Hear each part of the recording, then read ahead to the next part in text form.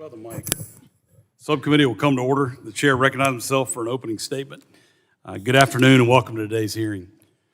We are here to consider several bills that address important issues facing our nation's communications ecosystem. These range from securing our networks from foreign threats and robocalls to improving how we connect our rural constituents. We all know the frustration of receiving unwanted robocalls. Americans received an estimated 4.3 billion robocalls last month alone. Although some of these calls are legal, calls that the recipient has consented to receiving, such as from a school or pharmacy, illegal robocalls continue to be a problem. In fact, fraud perpetrated against Americans by illegal robocalls costs an average of $22 billion annually, primarily affecting those who cannot afford such losses. Additionally, fraudulent robocalls make us distrustful of legitimate callers, causing us to ignore calls from unknown numbers and often miss important calls. Congress has taken steps to address this problem. In 2019, we enacted the Pallone Traced Act. This law took important steps to reduce illegal robocalls by requiring providers to implement call authentication, increase fines for intentional violations of the Telephone Consumer Protection Act, authorize tracebook efforts, and established a federal interagency working group to combat illegal robocalls. The FCC has also taken important steps to reduce illegal robocalls, both in implementing the Traced Act and by working to block these calls from reaching our networks in the first place. Unfortunately, however, more still needs to be done. Bad actors continue to develop new ways to enter our networks, and many of these culprits are based abroad, making them hard to track down. One of the bills we're considering today will improve our efforts to identify and catch these foreign bad actors and make it harder for their calls to enter our networks. These are meaningful steps. I want to make clear that I'm well aware of the difficulties that Congress and the federal government face when trying to address this problem. Fraudsters do not follow the law, and we must be mindful of imposing new requirements that will only burden legitimate callers while doing nothing to reduce the illegal calls that harm us. We're also considering legislation to improve our efforts to connect our unserved and underserved rural constituents. Closing the digital divide has long been a priority for this Congress, but our efforts to accomplish this goal has created a web of overlapping and duplicative programs. In 2022, the Government Accountability Office found that the federal government runs over 130 broadband programs across 15 different agencies. This fragmented approach has led to overbuilding and waste, not to mention confusion caused by conflicting requirements and obligations.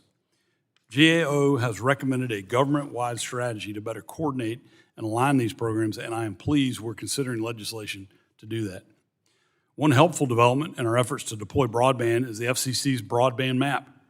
Although not perfect, this map has significantly improved our ability to identify who has broadband and who does not. We can improve this map, and today we're considering a bill that will help us identify agriculture areas so we can ensure farmers have the connectivity they need for things like precision agriculture and other modern technologies. I know full well the immense importance of connecting unserved Americans.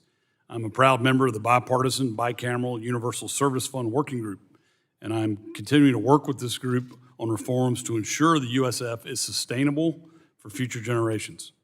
The USF is an important tool in our efforts to ensure universal connectivity, and I hope we can reach an agreement very soon.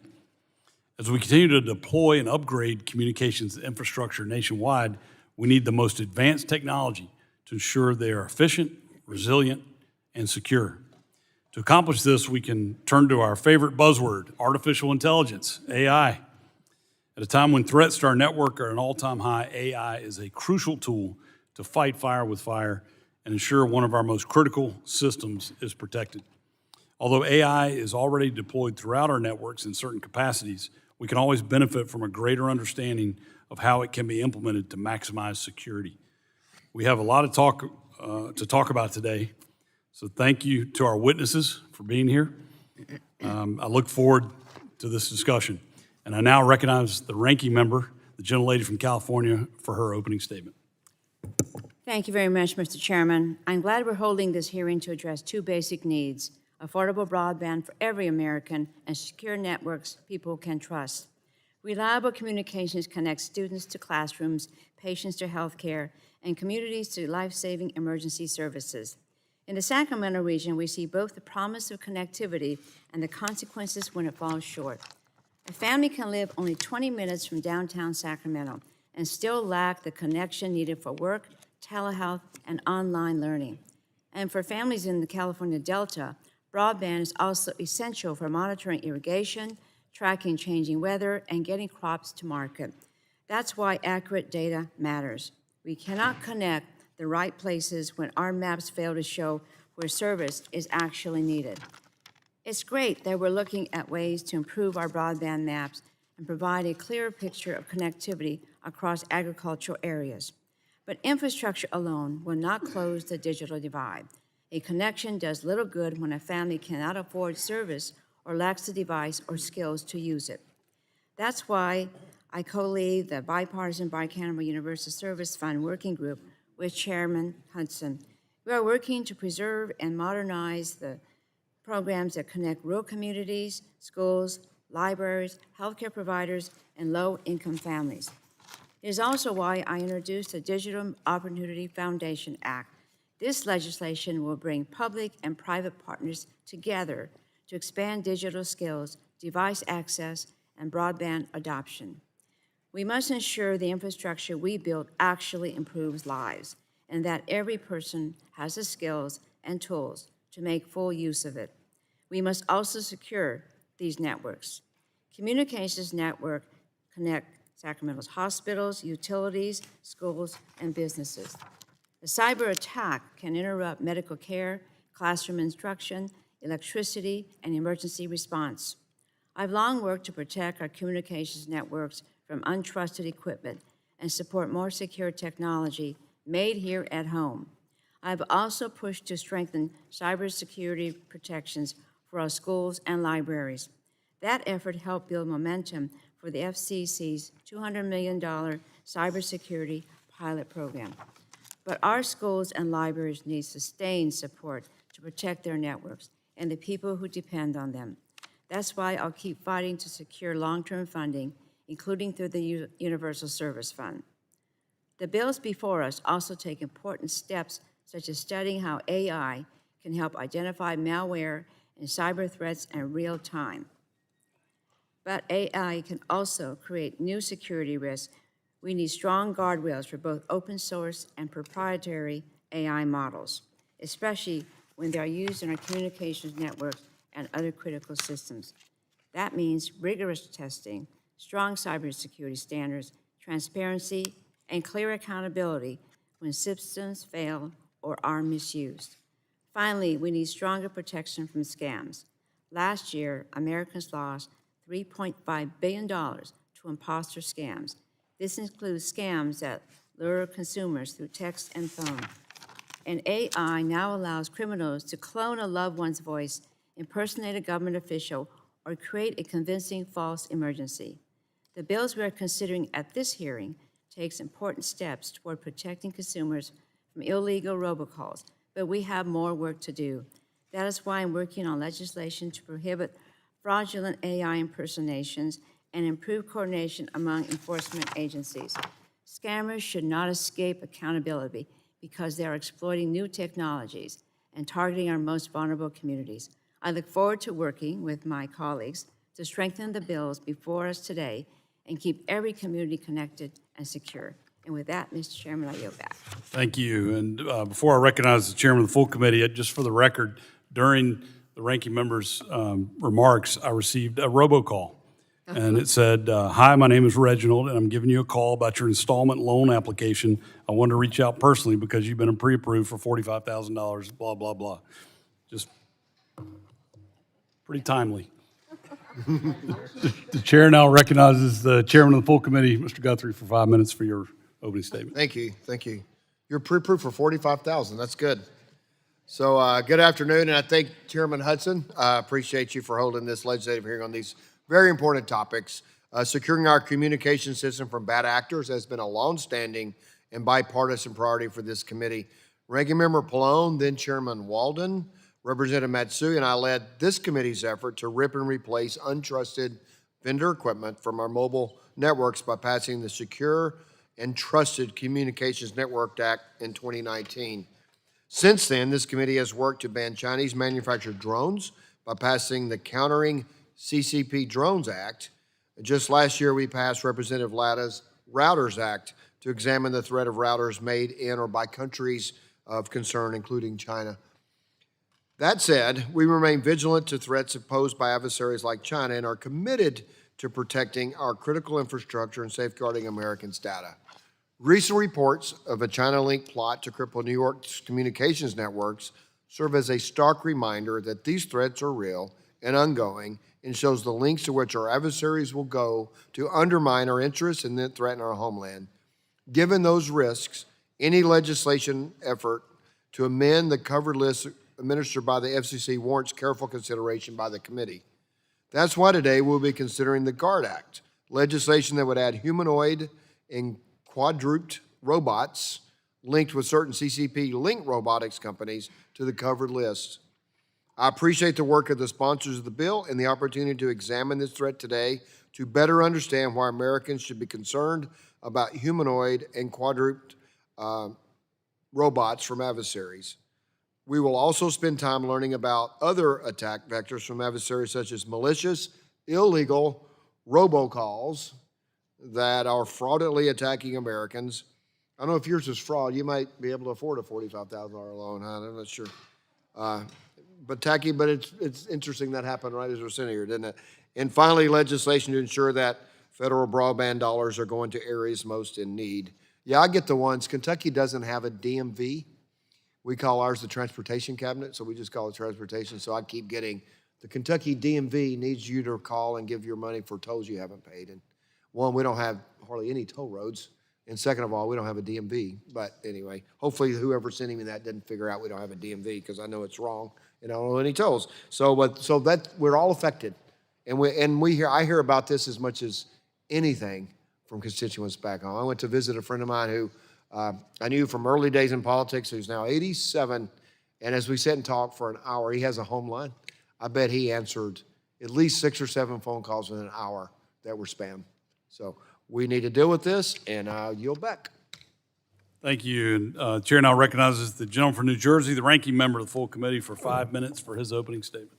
Thank you, Chairman Hudson. And today we are examining legislation across a number of important areas within this subcommittee's jurisdiction. Network security continues to be a top priority for me and the subcommittee, and we must stay on top of new and emerging threats that use increasingly sophisticated capabilities to compromise critical infrastructure. We've watched closely as advancements in the tech space like AI-powered coding and other recent innovations have significantly reduced the time and labor costs for network engineering and coding tasks. Positive applications would be difficult to quantify, but it's clear that widely available AI tools are empowering individuals to build out applications, systems, and even entire business virtually overnight without the need for huge upfront capital investments. And fewer barriers to entry for startups and small businesses could or should open the door to more competition and choice for consumers. But using history as a guide, we know that each innovation or new capability that helps the good guys is also a tool that can be used by bad actors for nefarious purposes, whether it's cyber criminals working alone or teams of military or civilian personnel supported by adversarial nations. Our enemies can use the same capabilities to more efficiently breach and sabotage American networks. We have to ensure that our network defenses stay ahead of the curve. With that in mind, I look forward to today's discussion of the AI for Secure Networks Act, led by Representatives Menendez and Pfluger, and to hear more about the ways we can proactively employ AI to better defend our communications networks from bad actors. I'm also interested to hear from witnesses about how the GUARD Act, led by Representatives McClellan and Molinaro, can apply the framework of my Secure and Trusted Communications Networks Act to the rapidly growing market for humanoid and other robotics. Now is the time to act to prevent untrusted suppliers with ties to our adversaries from flooding the U.S. market with robotics and other advanced technology and services. There's also plenty of work to be done to address the incessant robocalls and phone scams that still plague consumers on a daily basis, despite all of our work on this issue in the past, At best, robocalls and scams are a nuisance. At worst, if executed successfully, they can upend people's lives and cost thousands of dollars that are seldom recovered from bad actors who seek out and prey on seniors especially. In spite of bipartisan efforts by Congress, the Federal Communications Commission and the Federal Trade Commissions both worked with carriers to weed out scam calls, but my constituents continue to raise this issue as one in need of our continued attention, and I hope today's discussion can shed light on what obstacles are still preventing regulators and law enforcement from stopping or reducing robocalls. And I look forward to hearing from our witnesses about how legislation like the Quiet Act and the Foreign Robocall Elimination Act can help in these efforts. We'll also consider two pieces of legislation that aim to build on the subcommittee's work to deploy broadband infrastructure across the country so that every American can access affordable and reliable high-speed internet service. In particular, I hope to hear our witnesses' perspectives on how the Plan for Broadband Act, led by Representatives Peters and Wahlberg, and the Data Bridge Act, led by Representatives Kelly, Soto, and Houchin, can improve how we manage, track, and carry out federal broadband deployment initiatives as efficiently as possible. So, a lot to discuss, Mr. Chairman. I yield back the balance of my time. I thank the gentleman. I was distracted because Reginald called again during your report. And apparently I've been approved for another $45,000 loan. So this is amazing. This is incredible. I mean, this is not that unusual, but I've gotten 2 robocalls since we've started this hearing. Mr. Allen wants to know what the interest rate is. Listen, we've now concluded with member opening statements. The chair reminds members that pursuant to the committee rules, all members' opening statements will be made part of the record. We'd like to thank our witnesses for being here today and to testify before this subcommittee. Our witnesses will have 5 minutes to provide an opening statement, which will be followed by a round of questions from our members. The witnesses here before us today are Michael Robbins, President and CEO of the Association for Uncrewed Vehicle Systems International. Thank you. Kevin Ruppy, partner with Wally Ryan. Thank you for being here. Andrew Von Ah, Director, Physical Infrastructure, Government Accountability Office. Thank you. And Lindsey Gorman, former Senior Policy Advisor for Technology Strategy in the Biden White House. Thank you for being here with us. Mr. Robbins, you are recognized for 5 minutes for your opening statement. Thank you, Chairman Hudson and Ranking Member Matsui and distinguished members of the committee. It is an honor to be with you today. I am Michael Robbins, President and CEO of AUVSI. We are the trade association for the autonomy, robotics, and drones industry. Our members are at the leading edge of transformation where artificial intelligence, robotics, and autonomy are converging to create a new frontier of cyber physical systems. Before I turn to the GUARD Act, a brief personal word because this hearing is very special for me. We are meeting in the John D. Dingell room. I went to work for the late John Dingell in 2002 when I was just 19 years old, and from 2006 through 2011, I had the privilege of serving as his chief of staff. He was my boss, my mentor, and my friend, and much of what I know about serving the public, including my commission in the United States Navy, I learned from him. With me today is my son. Like this room, he is named in the Congressman's honor, referencing Chairman Dingell's family nickname of Jack. Chairman Dingell used the jurisdiction of this committee to defend American workers and consumers and to keep our industrial strength equal to our security. And that is the argument I bring with you today. AUVSI stands in strong support of the GUARD Act, and our backing is informed by history and lessons from previous policy failures in the drone industry. Drone technology was invented in America. The scaling, however, took place in China. Over a decade, PRC manufacturers came to dominate American skies. The PRC, the People's Republic of China, leveraged massive state subsidies, IP theft, and deliberate market dumping to drive many American drone manufacturers out of business or keeping their market share small by flooding the global market with artificially cheap systems. That was market share engineered in Beijing, not fairly earned in the market. And this also injected considerable national security risks into the United States. A Chinese drone is a flying sensor built by companies that the PRC can compel to share data that is collected back with the PRC. And that is why CISA and the FBI have warned that Chinese drones put American critical infrastructure at risk. By the time Congress took action to address the risk and the market imbalance, many American operators had built their operations around a single foreign supplier. And therefore, every policy option was costly and often faced with fierce opposition from those who had become dependent on Chinese technology. Nevertheless, we appreciate the courage of this committee for moving forward.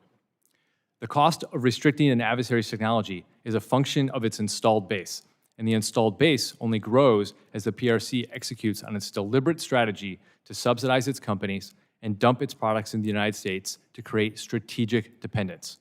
Accordingly, every year of delay on robotics turns an easier decision into an expensive and more complex one, because the same PRC playbook used for drones is now aimed at robotics.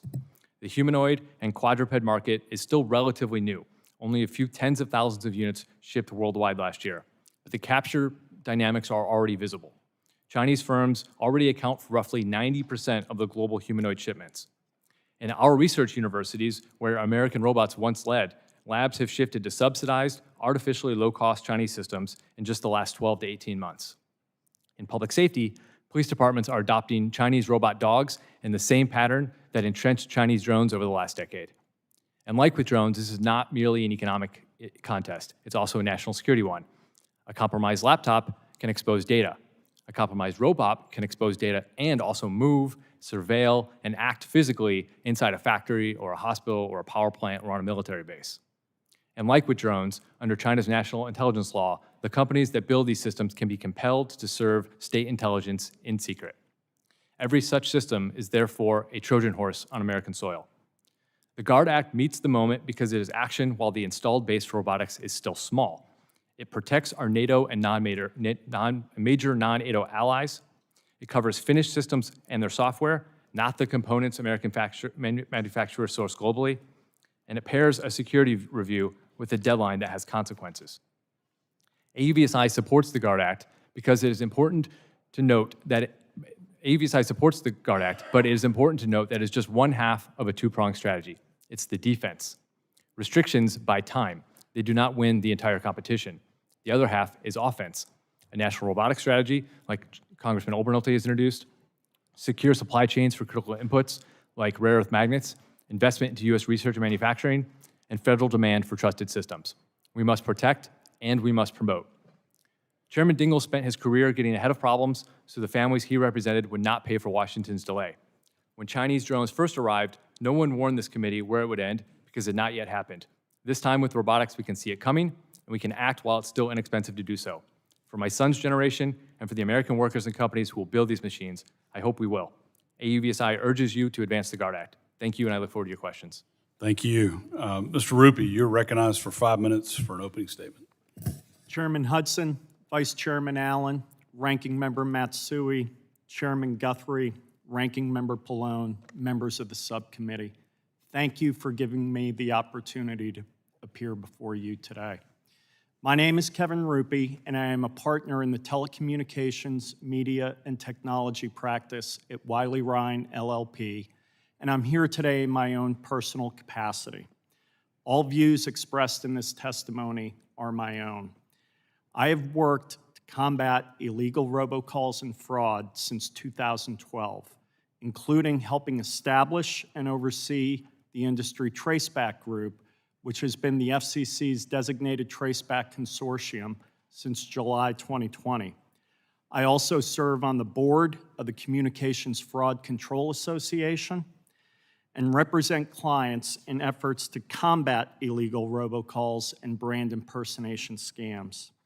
I share the subcommittee's concerns about illegal robocalls. Consumer fraud, including illegal robocall schemes, is no longer dominated by opportunistic scam artists. Increasingly, it is carried out by sophisticated criminal enterprises, including transnational criminal organizations, drug cartels, and hostile foreign actors operating at industrial scale. As such, this issue raises serious consumer protection and national security concerns, which is why the subcommittee is right to focus on it. I would like to make 3 points today. First, enforcement works, especially when it is powered by sophisticated tools, including traceback. Federal, state, and private civil enforcement actions demonstrated real success in disrupting fraudulent schemes.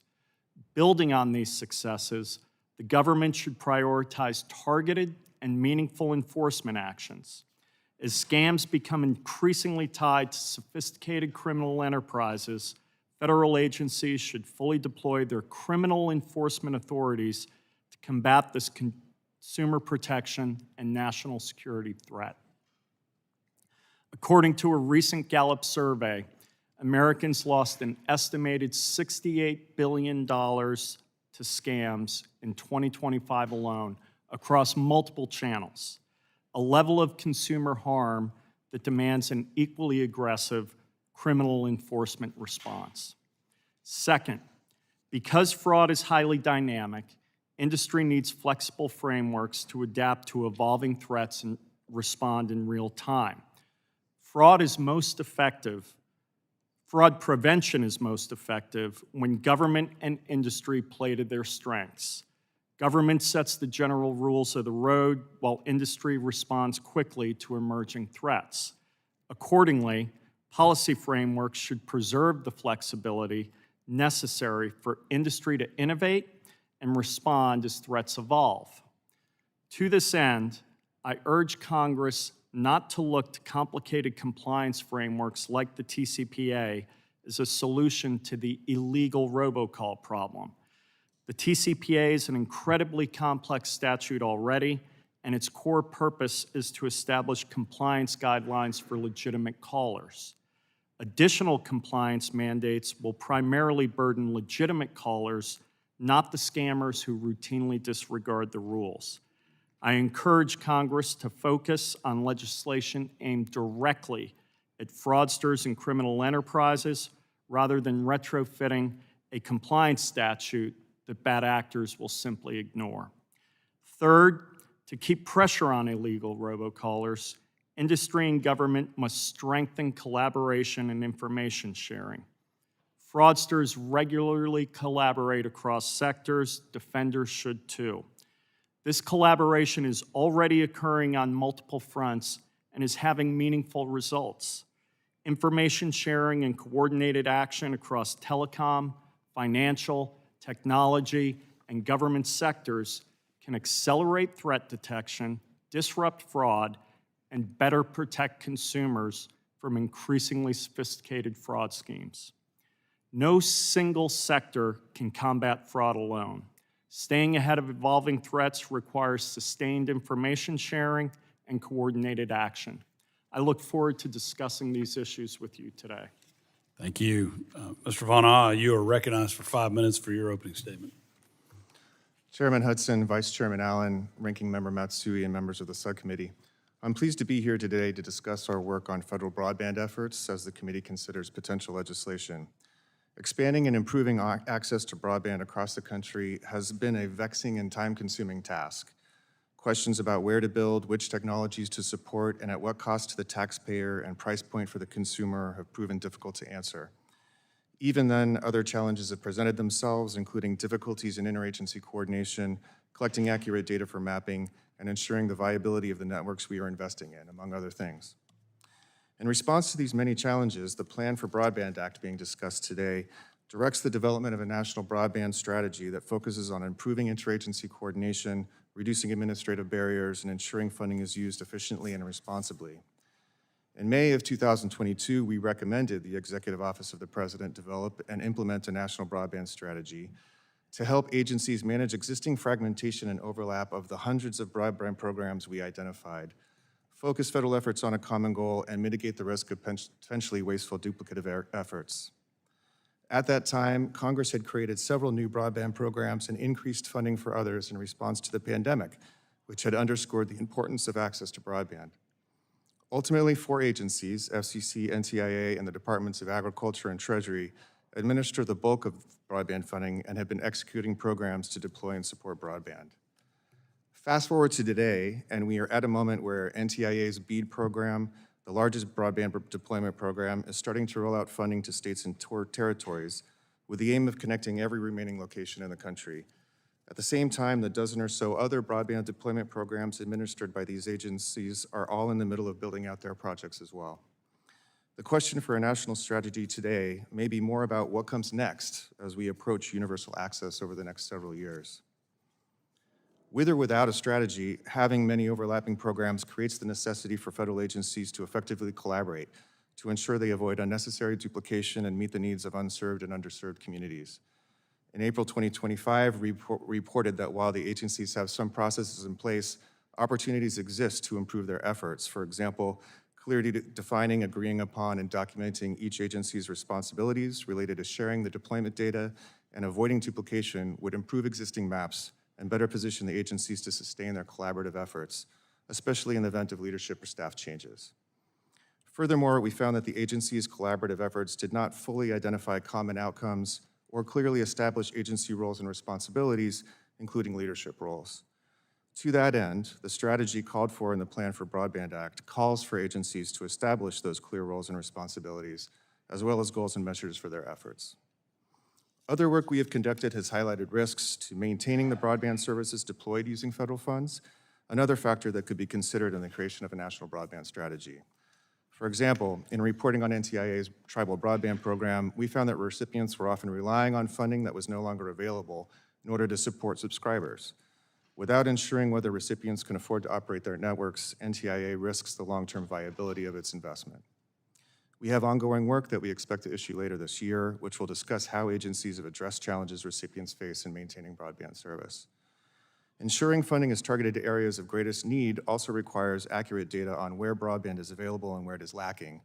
The Data Bridge Act being discussed today also directs FCC to further refine its maps to identify rural and geographically essential areas where broadband deployment may be prioritized. Our work has highlighted the importance of accurate maps in agency coordination efforts and in the targeting of federal funding. Challenges to FCC's data have frequently been successful, creating questions about the overall accuracy of these maps. While FCC takes steps to ensure the quality of its maps data, it has not assessed how well those efforts are working. And in response to our audit work and recommendations, FCC has taken some steps to address issues related to data accuracy, although our recommendations remain open. To sum up, as broadband deployment programs are in full swing, our work suggests federal agencies must continue to effectively coordinate their efforts and improve the broadband availability data they rely on to mitigate the risks of overlap and duplication and risks that area of the country remain underserved. This concludes my statement. I look forward to any questions. Thank you. Ms. Gorman, you're recognized for 5 minutes for your opening statement. Make sure your mic's on there. Chairman Hudson, Ranking Member Matsui, Chairman Guthrie, Ranking Member Pallone, and members of the subcommittee, thank you for the opportunity to testify today. My name is Lindsay Gorman, and I come from a background as an AI and cybersecurity engineer with startup companies, as a builder with technology-focused venture firms, as a researcher of US-China technology and AI competition, and as a former White House advisor on technology. 2 years ago, I had the honor to testify before this subcommittee on the future internet and the risks of cyber warfare from the People's Republic of China. I argued then that democratic allies needed trusted supply chains for a projected $500 billion Internet of Things market, and that applications such as in healthcare and connected vehicles introduce new risks around dependencies, building, espionage, and intellectual property theft. Today, those risks have grown immeasurably, and they have also transformed in character with the rapid adoption and diffusion of generative artificial intelligence. Yet the US policy response has not kept pace. I focus my testimony on 3 dimensions of this challenge: the new cyber attack surface posed by AI models, agents, and applications, the competition with the PRC and consideration of open versus closed AI, and advances in 6G telecommunications networks as AI native. First, AI is massively expanding the cyber attack surface and risks, tipping the offense-defense balance in favor of the attacker. AI systems are becoming increasingly capable hackers. In April, the UK's AI Security Institute assessed that Claude's Mythos preview was capable of autonomous intrusions. Just yesterday, OpenAI announced that during a benchmark cyber test, its models escaped their test environment, exploited a vulnerability to access the internet, and breached fellow AI company Hugging Face to steal the test results. Models and agents also create new cyber access points for intruders, such as through prompt injection and data poisoning attacks. AI shows promise in defending against cyber intrusions, but the barriers to closing vulnerabilities are often less technical and more organizational. Moreover, as AI development moves from chatbots into the real world, this attack surface will only grow. One movement in the AI community is the development of world models. In order to realize the true superhuman intelligence, its adherents argue, AI needs to understand the physical, three-dimensional world. The potential is extraordinary, from humanoid robots that can defuse explosive devices on the battlefield to those that fold laundry at home. Just as with large language models, enormous quantities of real-world data will be required to train these world models, such as videos of janitors cleaning office buildings, soldiers conducting reconnaissance missions, factory workers assembling complex machinery, or basketball players shooting free throws. Once developed and deployed, these systems will collect data continuously on their environments to refine their models. A cybersecurity framework addressing covered adversarial providers must contemplate this future. Second, the United States and its allies can benefit from leading open source AI infrastructure, but today it is the PRC driving this approach. Historically, the United States has enjoyed the benefits of open source leadership. When software engineers the world over today write code, for example, they do so in English. The US holds a small lead in frontier AI, but its infrastructural foundations are unfolding behind closed doors.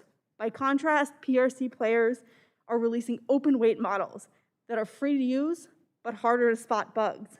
While analysts assess that this approach is a short-term strategy, while China lags behind the US, it carries long-term risks that third countries adopt PRC AI systems now due to cost. Some US companies already are. The US needs lower-cost alternatives for export and a vibrant open-source AI ecosystem at home. Finally, 6G telecom networks will merge computing and communications in an AI-native architecture. The US must lead a coalition of democratic allies to deploy secure 6G as foundational to secure global AI.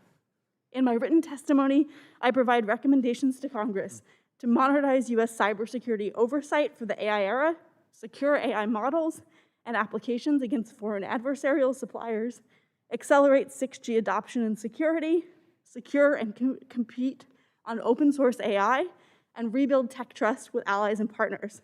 The AI landscape is changing day by day and week by week. Protecting our networks and our leadership is vital for America's future.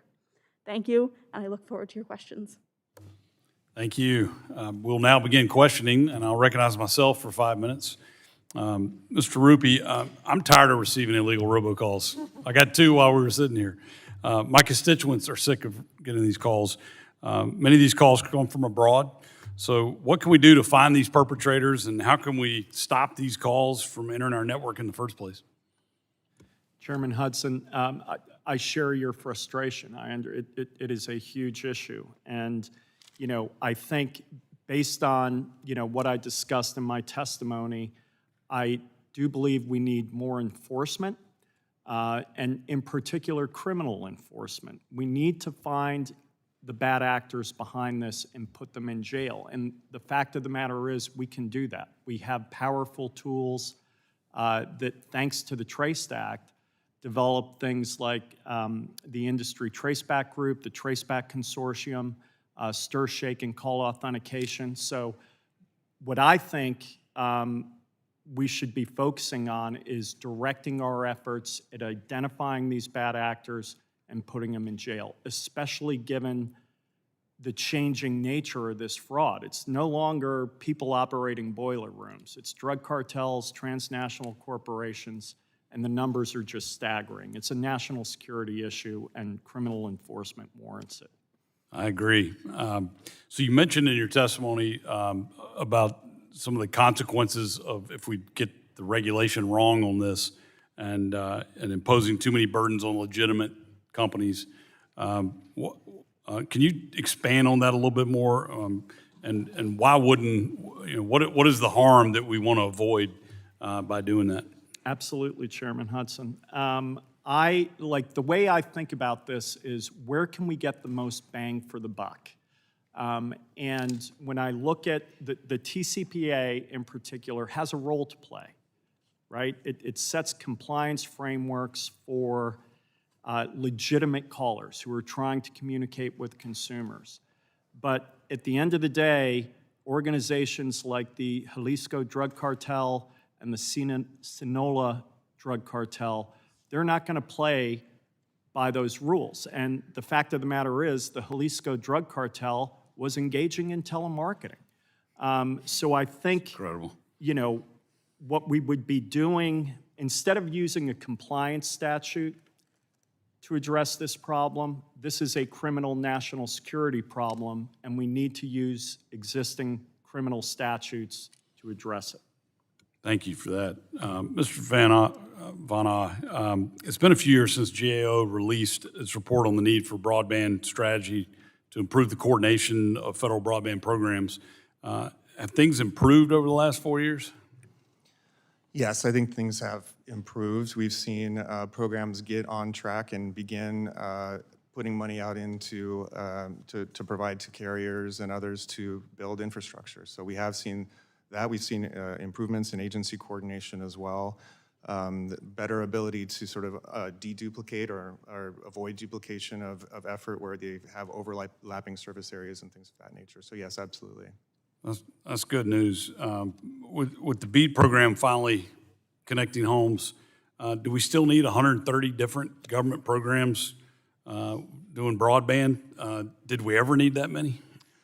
Well, that's the question that we're asking today with a strategy. I would say that we probably don't need 130 programs, and BEAD's goal is ultimately to connect every location that's in the map.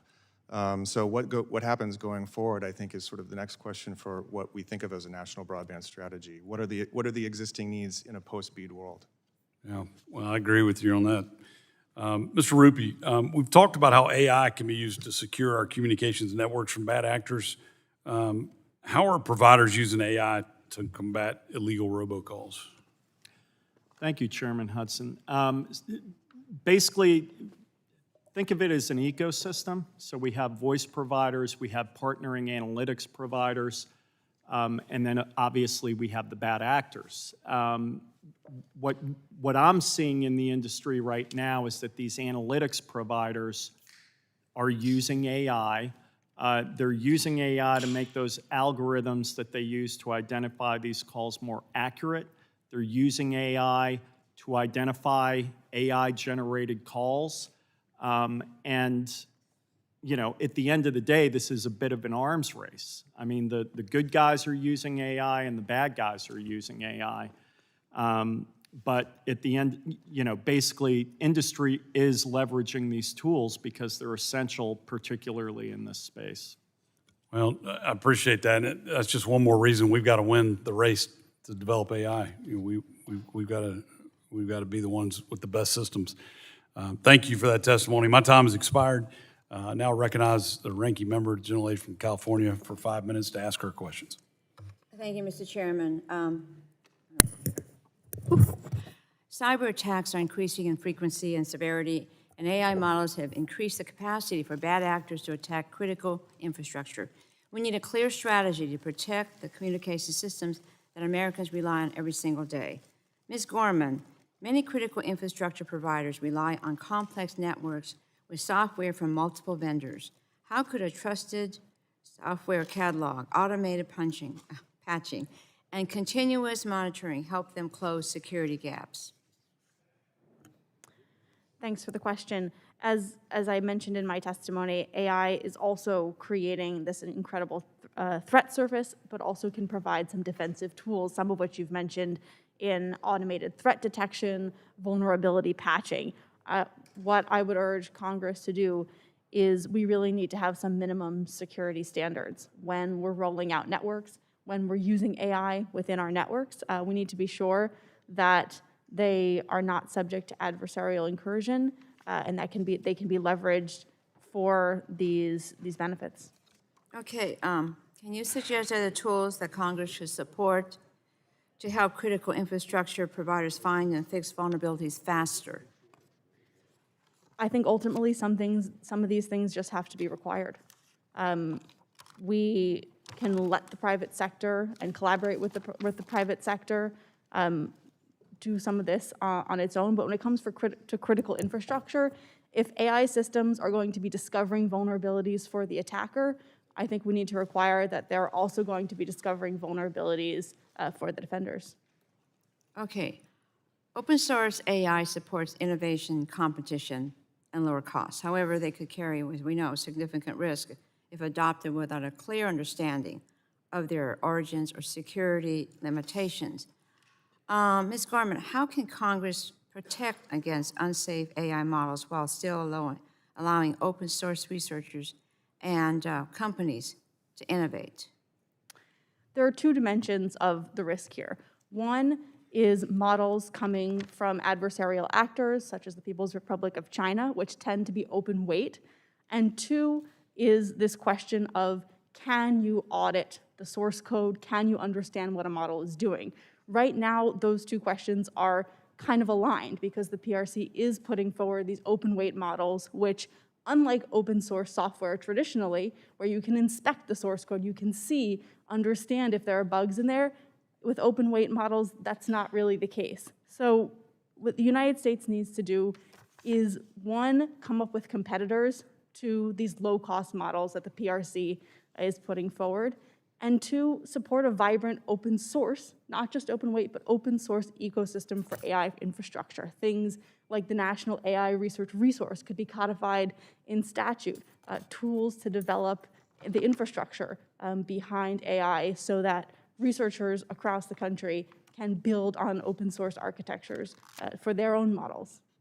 Okay, now, Ms. Garment, we know China's making advanced AI models cheaper and easier to adopt. What investments does the United States need to ensure that secure American and allied alternatives remain affordable and competitive? Well, one way we could do this is, right now, we have an American AI exports program where consortia of AI providers and industry are coming together, and the idea is they'll receive preferential financing, maybe some tax credits, investments, and also promotion from the State Department around the world. We need to make sure that there is a cost-competitive track of that, potentially open source, potentially even open weight, so that our systems can also be in the global marketplaces competing directly with the PRC. Not only do we need to make the best frontier models, which the United States is still doing, but we also need to be providing some lower cost alternatives to meet the world, I think, where it is. Okay, all right. Well, thank you very much, Ms. Garment. I yield back.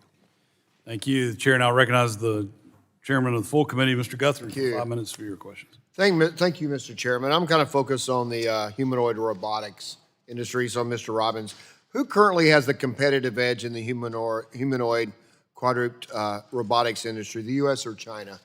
I would say the U.S. is leading the innovation and China is leading in actual deployment.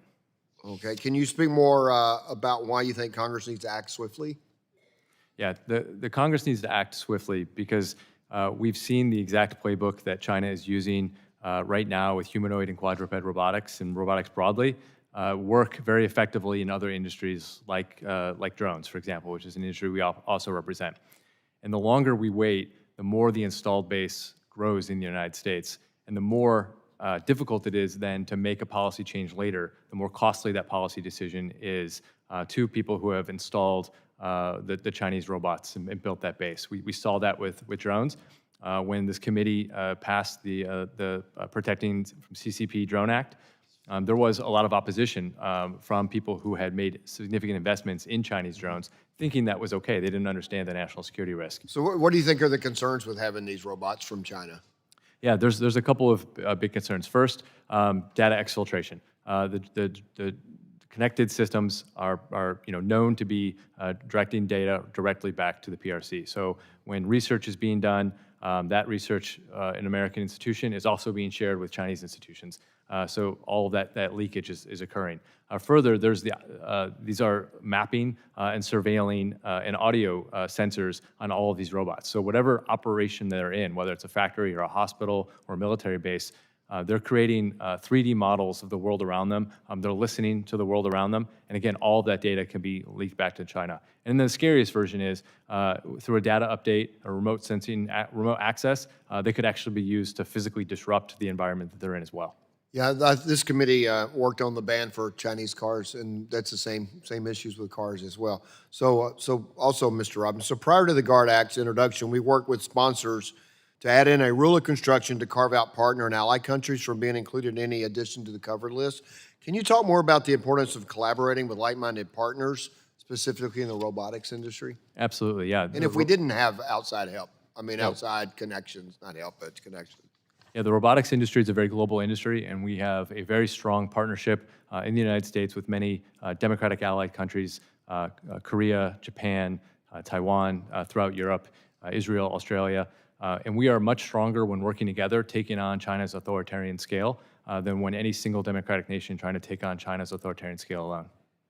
Okay, so also, Mr. Robbins, the Secure and Trusted Communications Networks Act, referenced earlier, we call RIP and Replace, was signed into law in 2020. Since then, this is the Routers Act, foreign-made routers and drones have been added to the cover list. Okay, Yes, I guessed that wrong. So since then, the foreign-made routers and drones have been added to the cover. Are there any lessons learned that we should be considering as the GUARD Act goes through the legislative process? And for example, how should we think about balancing naming specific entities of concern versus entire categories of products and services? Yeah, great question, sir. So when the FCC took action on drones, they did both. They named an entire category of products of drones, but they also named two particular companies, DJI and Autel Robotics, as particular entities and companies of concern due to national security findings. So both work. In this case, in the robotics space, the leading Chinese robotics company, Unitree Robotics, has already had a national security finding from the Department of War. They've been placed on the 1260H list, which is the People's Republic of China, PLA military linked companies. So I think doing both would make sense in this case as well. I think another lesson learned from drones is a cautionary tale is with drones, the focus was on all drones, not just on adversarial platforms. The GUARD Act is written in a way that targets verified national security risk with adversarial and does not sweep in our trusted NATO and major non-NATO allies. Additionally, the GUARD Act also does not cover components. It instead has a study on components for potential future FCC action, allowing there to be more of a transition time for U.S. industry. Okay, my time's about to expire. All my questions, I yield back. Appreciate it. Thank you, Mr. Chairman. Thank you, Chairman. Chair now recognizes the ranking member of the full committee, Mr. Pallone, for 5 minutes for your question. Thank you, Mr. Chairman. I believe my Secure and Trusted Communications Networks Act provided a helpful framework for how the FCC should work with our national security agencies to determine if certain communications equipment or services pose a threat to society.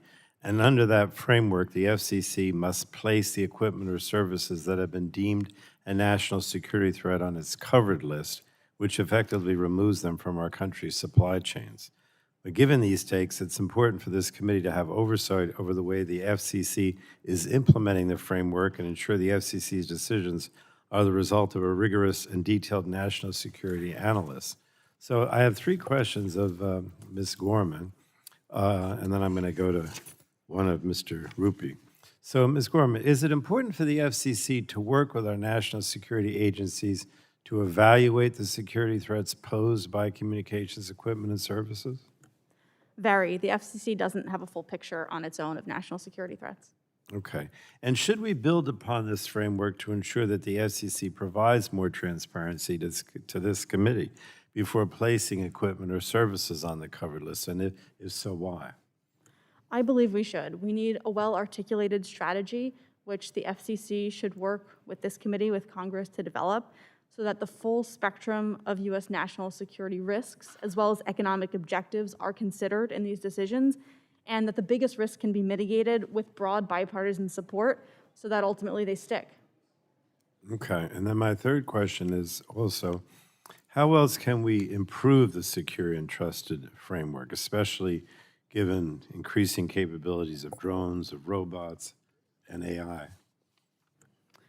I think we need to really clearly spell out what risks we actually want to guard against when it comes to securing our networks. We're about to be confronted with a huge panoply of PRC-made devices, robots, AI models, the systems using AI models, and we need to make decisions about what risks. Is it espionage? Is it dependence building? Is it intellectual property theft? Is it the pure cybersecurity risk that we want to guard against with these kinds of devices? And spell that out in a clear framework that looks to the future, that builds in both the network security and also the applications that are sitting on top of these networks. We're going to be using AI within the networks themselves. We're going to be training AI models on the network. So it's not enough to think about the applications and the networks as two separate pieces. But if we're going to be using AI to monitor network traffic for vulnerabilities, for malicious behavior, what are the guardrails we want to put on those systems?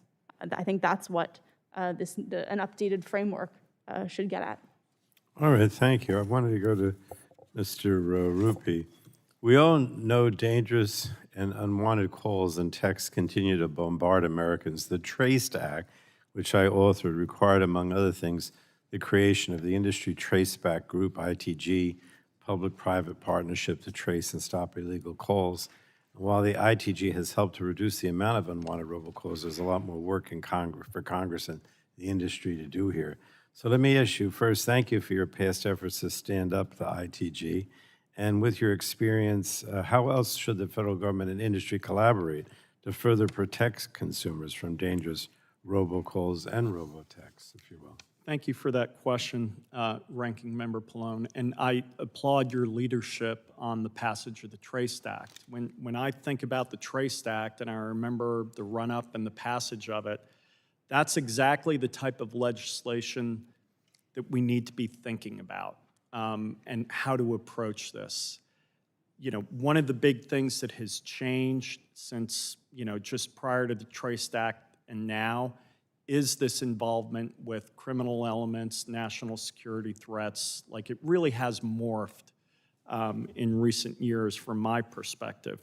But I think, to your point, the TRACED Act established the Traceback Consortium, the ITG, and the FCC, other federal and state agencies have used that data. ITG data fuels enforcement. And as an example, there was a case, the FCC Sumco Panama, where once the FCC acted based on traceback data, those calls fell off a cliff.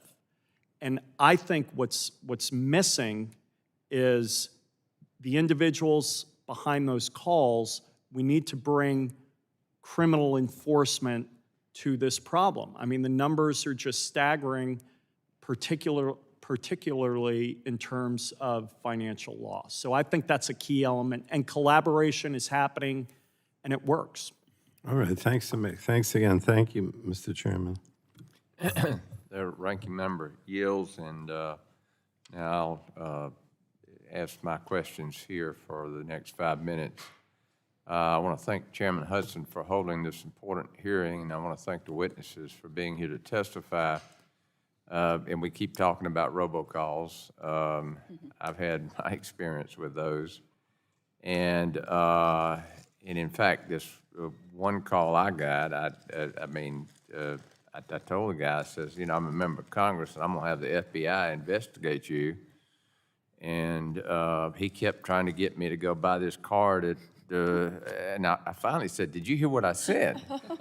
And, so I don't know. But like I said, it sounds like a game of whack-a-mole as far as these harassing calls, and they remain a nationwide problem, and they're getting really more serious and more serious. And I don't know where they come up with all these ideas, but obviously we talked about some of the things that are working, but and we talked about the trace legislation where we can trace these calls. We have the ability to trace these calls back to the originator? That's correct. Okay. And one thing I want to emphasize about that is prior to traceback, it would take months, like 6, 7, 8 months Okay. for law enforcement to do that. It can be done now in 24 hours, Okay. sometimes less. So as far as convicting these people, where's the holdup? Is it in the court system, or is it, is law enforcement able to do what they need to do, or is DOJ involved? How does the court system work and the fines and things like that?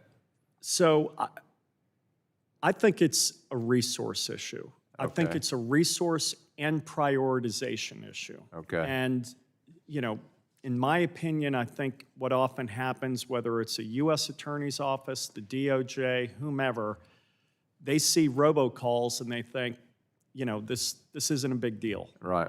It's just robocalls. Yeah. But given the changing nature of this fraud and who is involved, I think there needs to be a prioritization on criminal enforcement. Civil enforcement works. It disrupts. It knocks them off their game. But I believe we need to put people behind bars. How about the carriers and the equipment suppliers? What are they doing to try to eliminate this problem? So there are various things that are happening, both, you know, on the handset side, on the carrier side.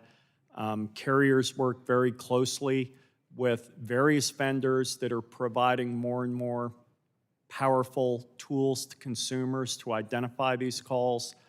You know, traditionally, these calls were being labeled with scam likely, spam likely, but as the fraud evolves, the tools evolve. And Right. so now we're moving to solutions like branded calling solutions that, you know, will literally show verified number and logo Right. on the device.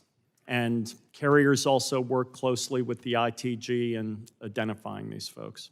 And so in listening to you, the federal government needs to do more to deal with this, obviously, and in identifying these, particularly these enforcing the laws outside jurisdiction. Because I'm pretty sure this robocall I got was from some other country. I could barely understand the person. So, well, thank you for your work on behalf of that problem. Mr. Von Ah, in my district, many communities don't care which federal program builds broadband. They simply want reliable service. How can we make the federal process easier for local providers, from electric cooperatives to local telephone companies in our communities that are just simply trying to get connected?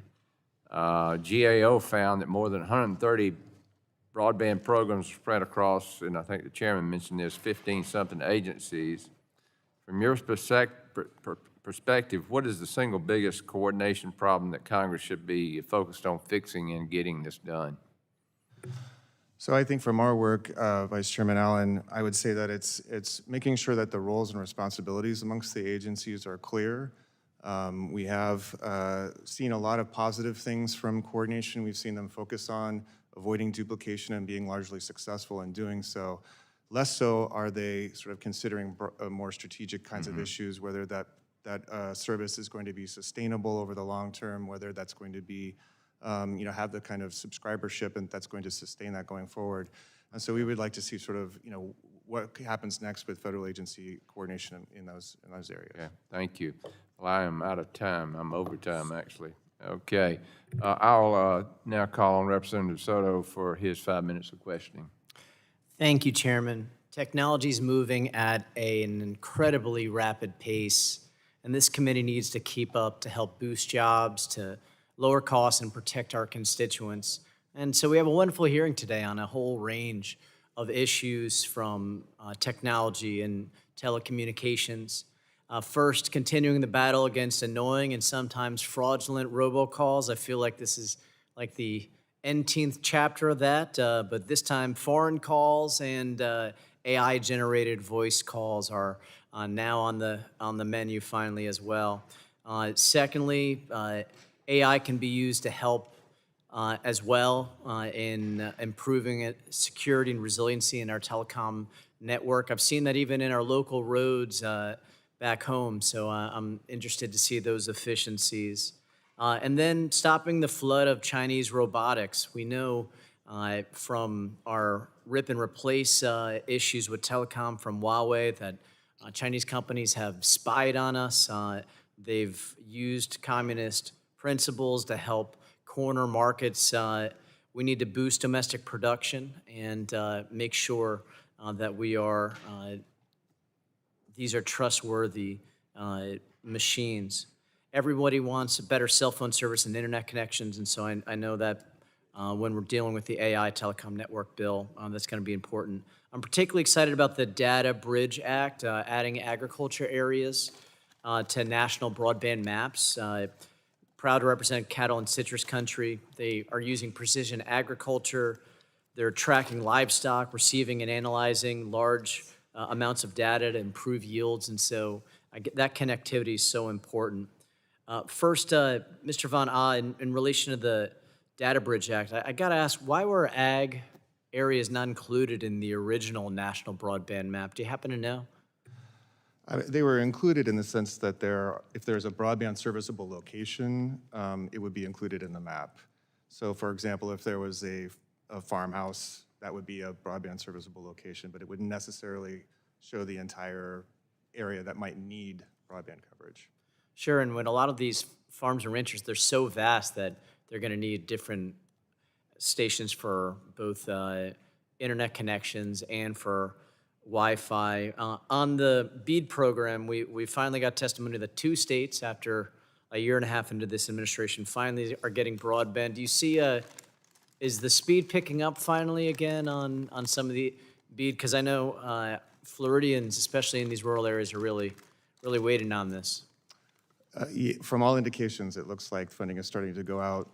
Nearly all of the state plans have been approved, and as you mentioned, there's funding going out the door to various states, and they're beginning to execute their plans. Thank you so much. Mr. Robbins, I know under the GUARD Act, we would help boost domestic production and also with our allies. So I guess my question is, would we be ready to meet the need or at least get close to meeting the need on day one? What would that look like as far as having the means of production to be able to meet the demand for all these robotics that are needed for our daily lives? Yeah, thank you for that question, Congressman. American robotics companies are actively working to scale manufacturing in the U.S. now and working with partners from allied nations as well. The challenge at the moment is it's hard to scale when you don't have consistent demand, and it's hard to raise money when investors look at the marketplace and look at other markets where China has come in and dumped subsidized products into the market and drove American companies out of business. So right now, investors are standing on the sidelines more than we'd like them to. Private capital is sort of learned lessons from the drone industry and solar panels and others and said, until the U.S. actually does something about this Chinese dumping, this might not be a safe bet. So addressing this now with the GUARD Act would certainly help spur U.S. manufacturing, as we're seeing now in the drone industry, where there are literally hundreds of millions of square feet of drone manufacturing production under construction in America today. So we saw with telecommunications, we had to do rip and replace because it was already in there, right? It was already too late, and we had to pull all this Huawei equipment back. Is there any other sort of economic development aspects we could help you with to boost production beyond sort of stopping the dumping of Chinese robotics and drones? Yeah, that's a great question, Congressman, and you're absolutely right. The GUARD Act is a defensive mechanism, and we need some offense as well. What China does really well is they both support the companies that are manufacturing the robots, but they also support the companies that are acquiring the robots domestically in China. They create demand. So the federal government can be a better customer, first and foremost, in national labs, on the military bases, and other places, but also can create incentives for U.S. manufacturing to purchase American-made robots and install them in the factories. We have about over 500,000 manufacturing jobs shortfall in America right now, and American robotics can help enhance American manufacturing efficiency and U.S. GDP by helping to enhance manufacturing efficiency. Thank you. Now yield back. Thank you, sir. Thank you. Chair, now recognize the gentleman from Ohio, Mr. Latta, for 5 Thanks, minutes. Mr. Chairman, and thanks for our witnesses for being with us today. This hearing is very, very important. And if I could start with you, Mr. Van Aw. I've been on this subcommittee for a good number of years and chaired it. But, when we talk about having 130 broadband programs across 15 different departments and agencies, and the question always comes up, how many do we really need? We don't need that many. I know we don't. And the question, I guess, has GAO done a report as to the cost of having that many different programs across that many departments and agencies? We haven't delved into the costs in terms of whether there's sort of like, a duplicative effort across the agencies. We haven't honed in on the exact cost of that, but certainly there's overhead in each agency to execute those programs. So if you've got sort of repetitive and duplicative overhead in those. Well, let me ask, is that something then this committee, the subcommittee could ask of you and at GAO to do a cost estimate on that? Well, we could certainly discuss that, certainly with your staff. Okay, well, thank you.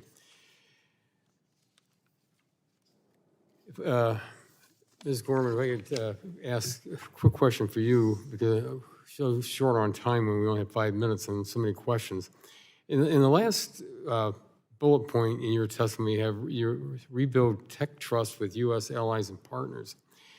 And you talk about, about the U.S. leadership that's been out there and that we need to be back out in front. But it's always been talked about Huawei and ZTE. We did a $4.8 billion rip and replace in this country because they're not a trusted network. And we know that a lot of countries out there get it because quote unquote cheap, but you sometimes just end up selling your soul to get what Huawei and ZTE is giving.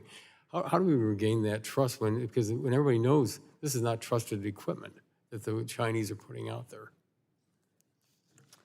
I very much agree. And in fact, I think for our allies and partners, we should be continuously pointing out the risks, not just to us, not just to someone else, but actually to them, of using these vendors, the intellectual property theft, the displacement of their own industries that are at risk. I think some countries, also, and some parts, particularly in Europe, look at the U.S. and say, well, we want to move towards our own sovereign approaches, and I think that would be much more difficult than if we come up with an allied strategic approach where we can use trusted vendors across our allies and partners.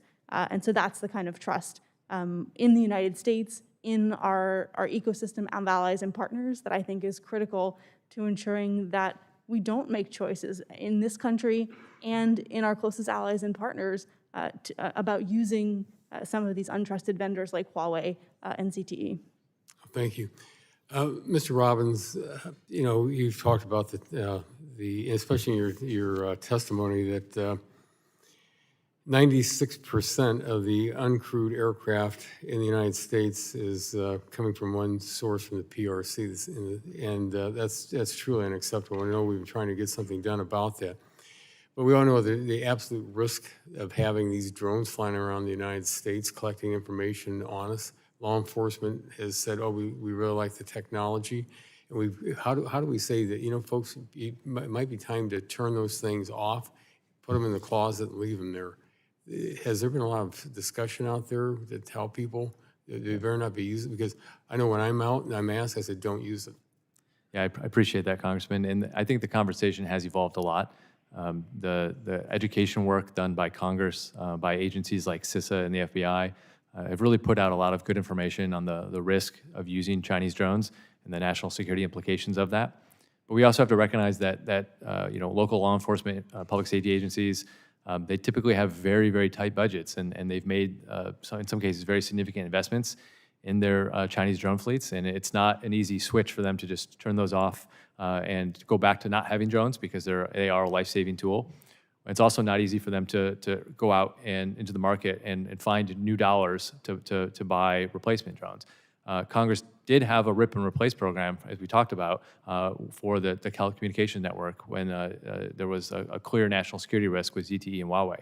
We would very much like to see a similar rip and replace program for drones.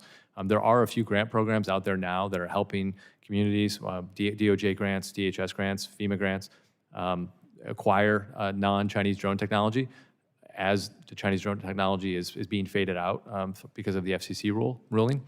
But it's not a lot of money right now, and that's certainly an opportunity for Congress to step in and help local public safety agencies make this transition faster. Well, thank you very much. My time's expired, and I'll submit questions that I didn't have time to ask to the witnesses. Thank you very much, Mr. Chairman. I yield back. Thank you. The chair now recognizes the gentleman from California, Mr. Peters, for 5 minutes for your questions. Thank you, Mr. Chairman. Thanks for calling this important hearing. We've discussed many times on this subcommittee just how critical broadband connectivity is in our increasingly online world. And in an age of technology, it's more important than ever for my constituents in San Diego and Americans across the country to get connected as quickly as possible so they can access employment opportunities, education, telehealth care, and more. In 2022, the Government Accounting Office, or GAO, released a broadband study on the, quote, national strategy needed to guide federal efforts to reduce the digital divide. And in this study, GAO identified the over 130 federal programs to expand broadband access administered by 15 different federal agencies. The amount of investment shows that the federal government surely understands the importance of connectivity. However, the study found that this vast number of programs spread across so many agencies has led to a fragmented, confusing, overlapping patchwork of funding. I'm concerned that the communities with the most limited resources may be the most affected by this fragmentation. Following the publication of the GAO report, I introduced the Plan for Broadband Act with my colleague, Representative Wahlberg. The Plan for Broadband Act directly mirrors GAO recommendation in this study to synchronize federal efforts with the national broadband strategy. Mr. Von Ahn, what is at stake with regards to this federal program fragmentation, and which communities do you think are being harmed most? Thank you for the question, Representative Peters. So going forward, right now there's, all these programs are underway in terms of trying to build out their broadband projects. And so what's key now is sort of what areas might be missed after those projects are completed. Will we get all of the areas covered that we want to have covered? Will there be sufficient coverage? Are there going to be some carriers who drop out of these programs or default on their requirements, or what they have promised to do in these programs? And then it's sort of what do we do at that point? And that's kind of where we are at this point. So in terms of the 130 programs, it's really boiled down to about a dozen programs or so that are focused on broadband deployment currently, okay, and they're all underway. All right.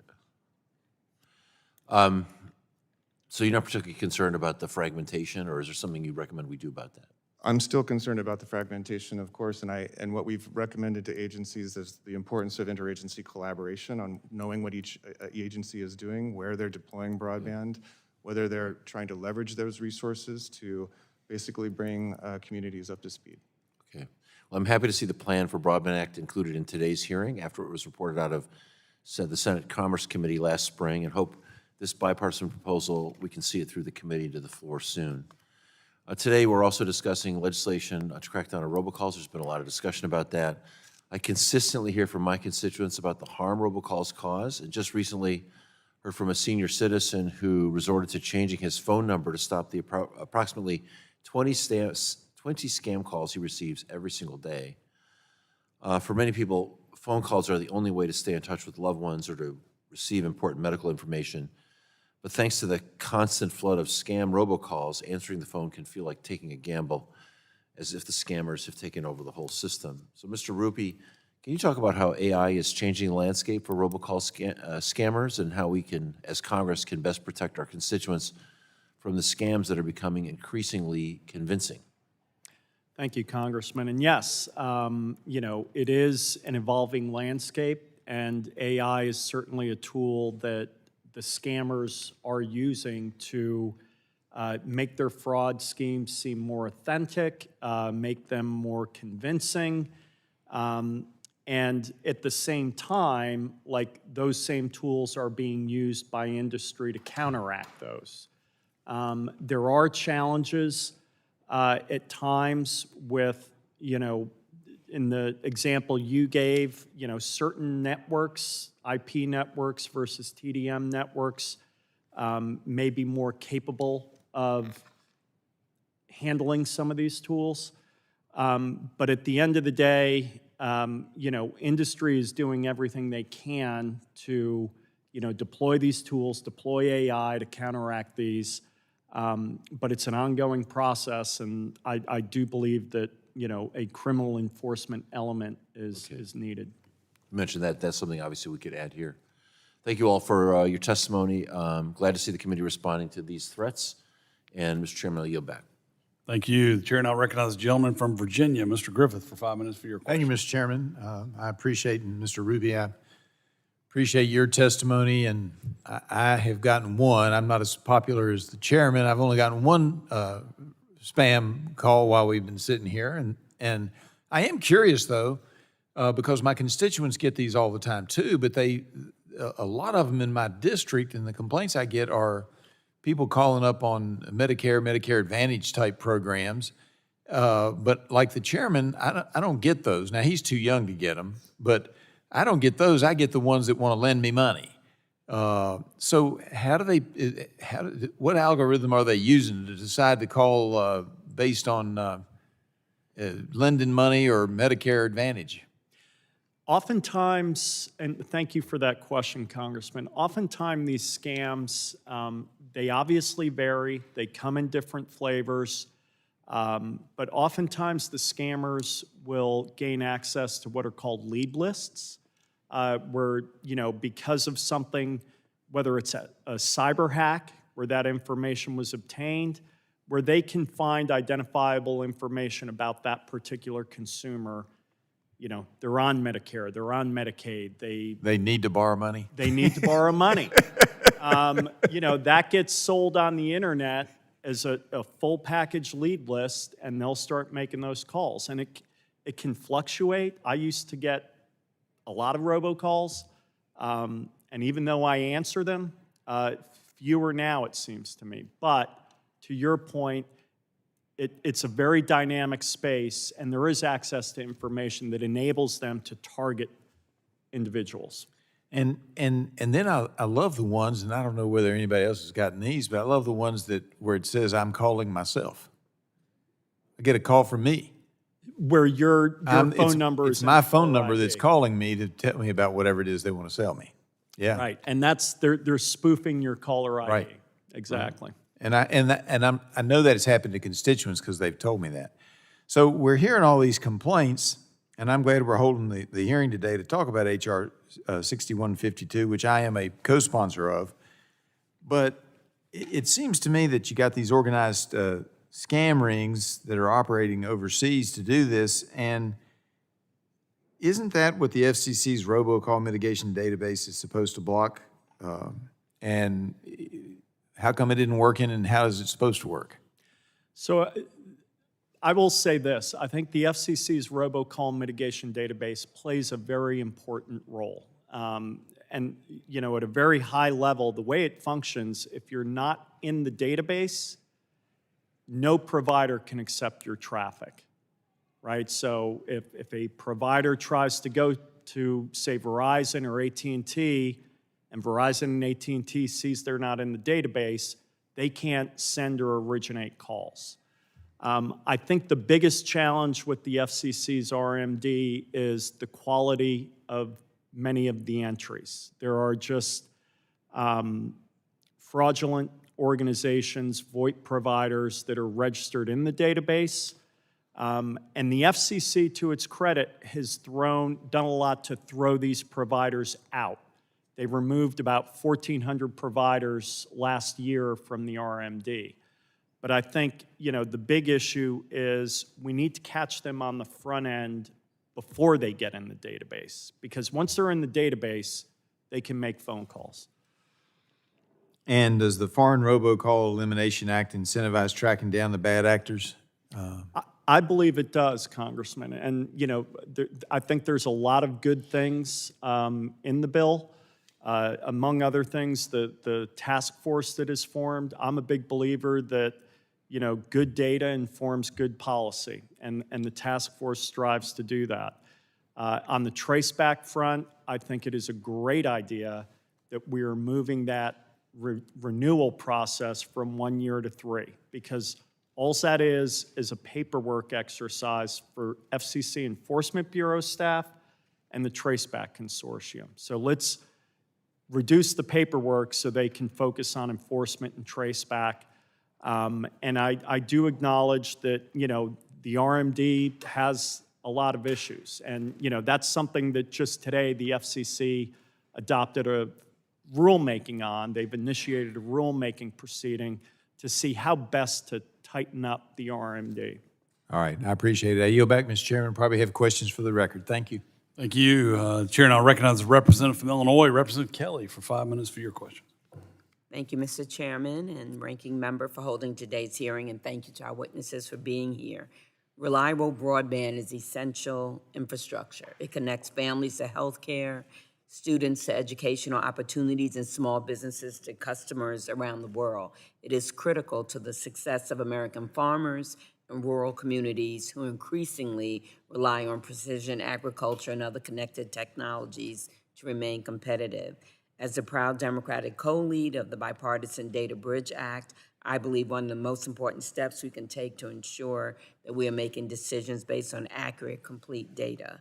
If our maps fail to identify agricultural areas, we risk overlooking farmers who depend on reliable connectivity to support food production and drive innovation. This legislation simply gives policymakers better information by incorporating USDA cultivated land maps into broadband maps so that broadband investments can be targeted where they are needed most. Improvements to the national broadband map will lead to better decisions, better stewardship of taxpayer dollars, and ultimately better outcomes for rural America. Mr. Von Ar, can you explain why incorporating agricultural land into FCC's broadband maps would improve federal broadband planning and deployment decisions? Absolutely. Thank you for the question, Representative Kelly. Our work over the last several years has continuously shown that the better, more accurate data we have in maps, the better we can target our investments. That's been true going back to when FCC used census blocks to sort of identify where broadband was or wasn't. The more refined and more accurate data that we can get, the better we can target those investments. Thank you. And as farms increasingly rely on precision agriculture, connected equipment, and real-time data, what are the potential consequences to federal broadband funding if these agricultural areas continue to be underrepresented in our mapping efforts? I think the answer is fairly simple, that they may not get the investment necessary to support those kinds of activities. And that affects our farmers and economic development. My district is urban, suburban, and rural, and I have 4,500 farms in my district, so they are definitely very interested in this. Well, thank you, and we must ensure greater access to broadband for all Americans, and that includes our farmers and rural communities who feel left out far too often. Thank you, and I yield back. Thank you. The chair now recognizes the representative from Texas, Representative Pfluger, for 5 minutes for your questions. Yeah, thank you, Chairman, and thanks for holding this hearing, and to our witnesses, we appreciate your testimony as we look through these issues. Every phone call, every text, and transaction that Americans make travel across networks that are under a growing attack, and I think y'all have mentioned that today, but recent reporting showed millions of attacks launched against U.S. telecom providers in a single year, and that obviously has a cost that's associated with it, billions of dollars, in fact. And AI has given our adversaries a powerful new tool to launch these attacks at a scale that we have not seen, maybe ever. And it should also be one of our best tools to stop them. AI should be that tool that we can help leverage and stop. And I think that's important, and that's why Congressman Menendez and I introduced the Bipartisan AI for Secure Networks Act, which directs the Department of Commerce to examine how AI can be responsibly used to strengthen the security and resilience of telecommunications networks. So, Ms. Gorman, I'll start with you. You've said that AI risk tipping the offense-defense balance in the attacker's favor, even as it shows real promise for automated threat detection. Can you maybe expand a little bit on where is AI-based network defense mature enough to deploy right now? And then on the other side of that coin, where does it still need to grow? Yeah, thank you, Congressman, for the question. And I think this is the offense-defense battle balance is evolving. These technologies are evolving so rapidly that every week there's a new development. But I agree, and I agree with the premise of the AI for Secure Networks Act, that we need to be leveraging these technologies for defense. Where I think these technologies are increasingly mature is in finding vulnerabilities that we might not be able to find with other means. That's incredibly powerful for both attackers and, of course, also for defenders.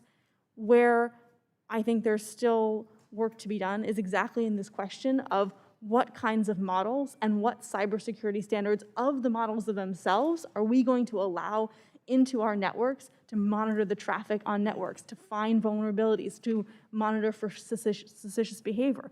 Right now, we don't have any requirements on cybersecurity standards of the models themselves. They're subject to data poisoning. They're subject to prompt injection attacks. They could be using adversarial models. So I think that's really the biggest barrier to fully integrating these AI models into network defense. Thank you. Mr. Robbins, you've made the case that the connected sensor-rich devices pose a risk, whether they're robots or network or equipment or otherwise, and I agree with that. Does the same logic apply to how we think about deploying AI-enabled monitoring tools across telecom networks? Yes, thank you for that question, Congressman. We see robots as the physical manifestation of AI. It is embodied AI. So yes, that logic absolutely is sound.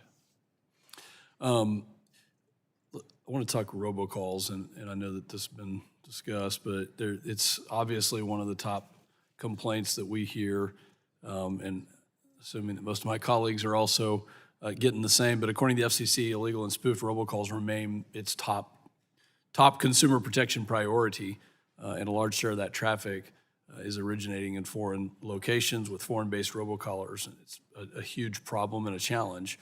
The TRACE Act, signed into law in 2019, directed the FCC to designate a single consortium to run private-led traceback efforts, and they've redesignated the Industry Traceback Group every year since 2020.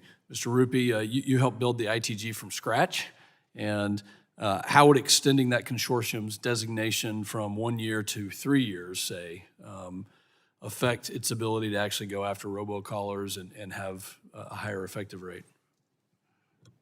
Thank you, Congressman. I think that extension makes great sense. And, you know, the main reasons are, I think it's prudent that the TRACE Act established a review period for the designated traceback consortium, but it's sort of a Goldilocks scenario, right? Like 1 year is a little too short, 3 years is an ideal period, because each and every year, the FCC has to go through an administrative process.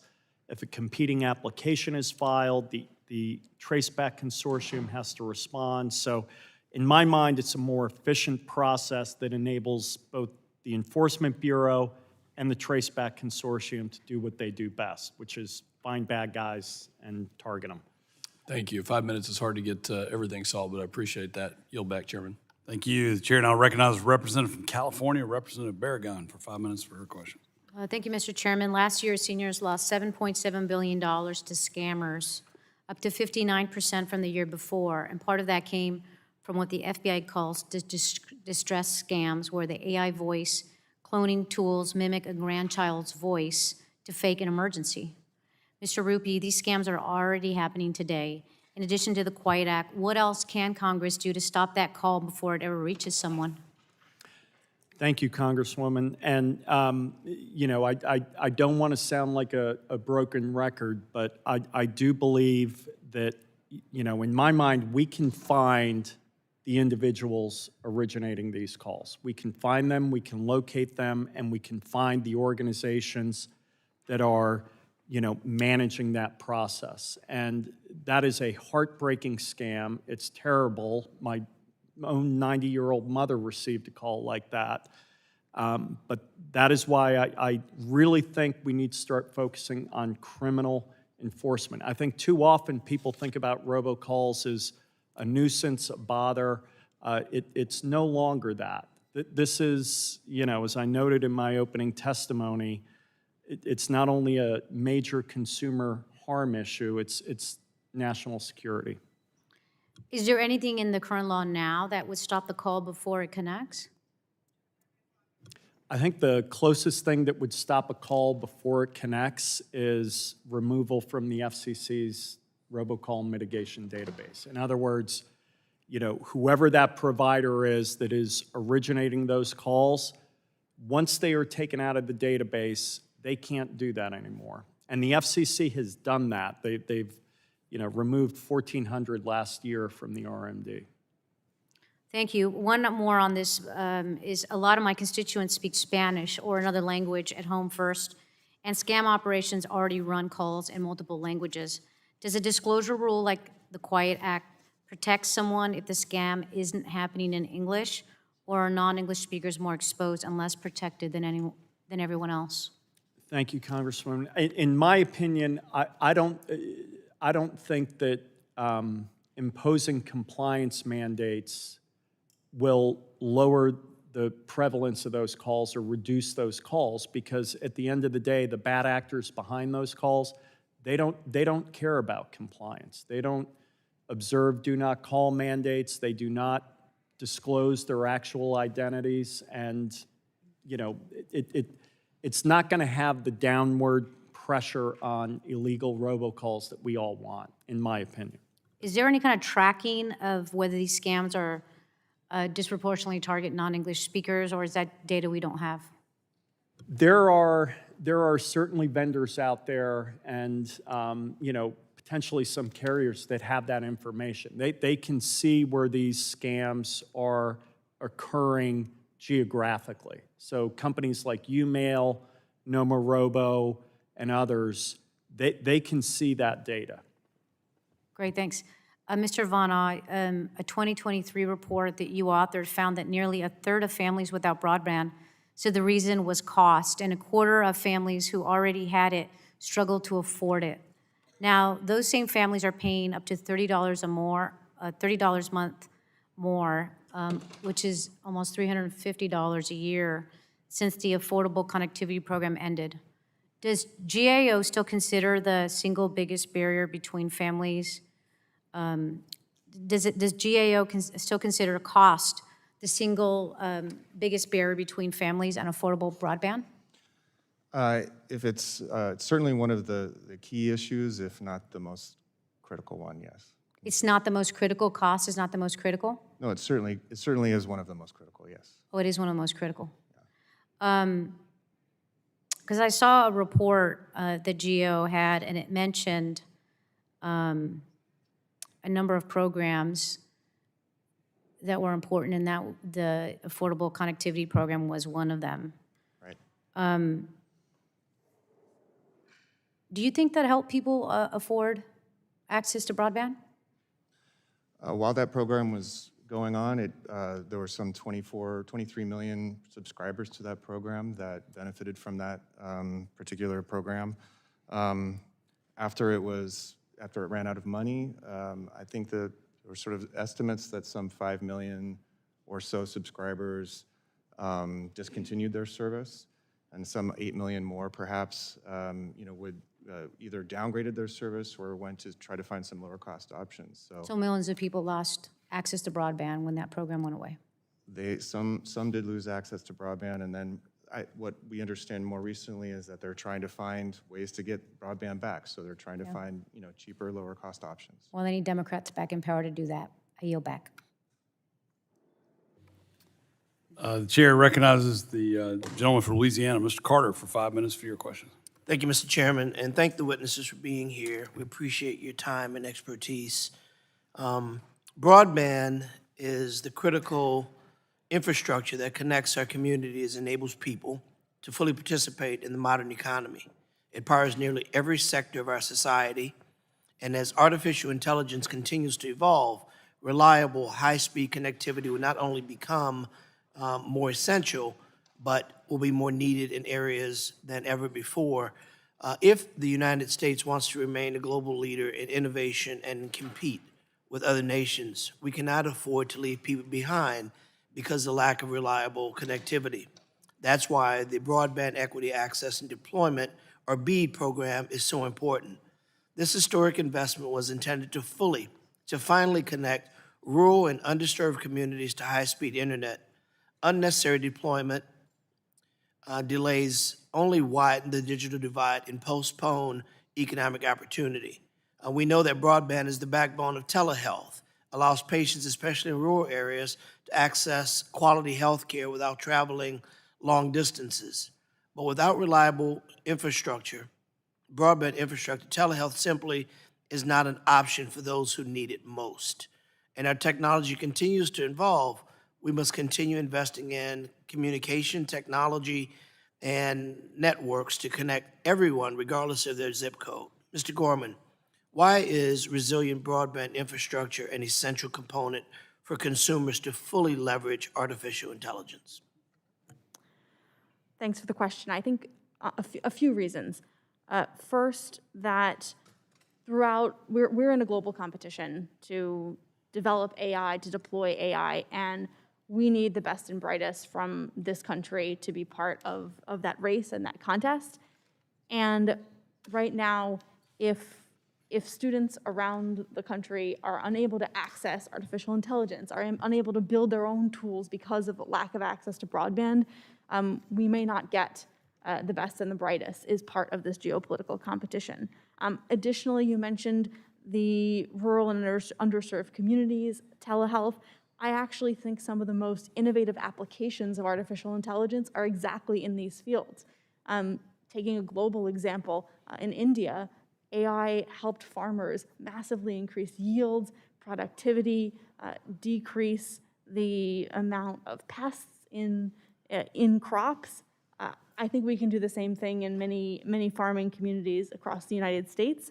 And similarly, telehealth is an area where throughout the country, I think we've all had the experience of being plagued by wait times, high costs, and where there's real room for AI disruption and innovation. And I agree that that's only possible with connectivity and broadband throughout. Thank you. Mr. Menon, how can communities be harmed when high-speed, reliable internet isn't available, especially when it comes to healthcare outcomes?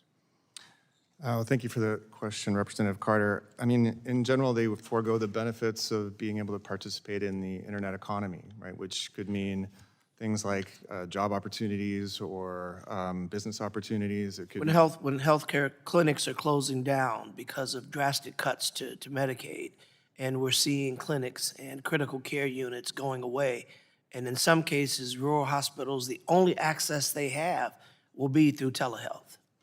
Right, and so they would also forego the benefits of opportunities or information available in the healthcare setting. For sure, as well. Mr. Rupi, you indicated that we know where the bad actors are, those who are perpetuating these erroneous phone calls that are scamming, telling the chairman that he's got $45,000 waiting to just pick up, or calling to say we'd like to buy a property that you own, or calling to say that I'm stuck on some foreign island and I lost my credentials and I need $1,000 just to get home.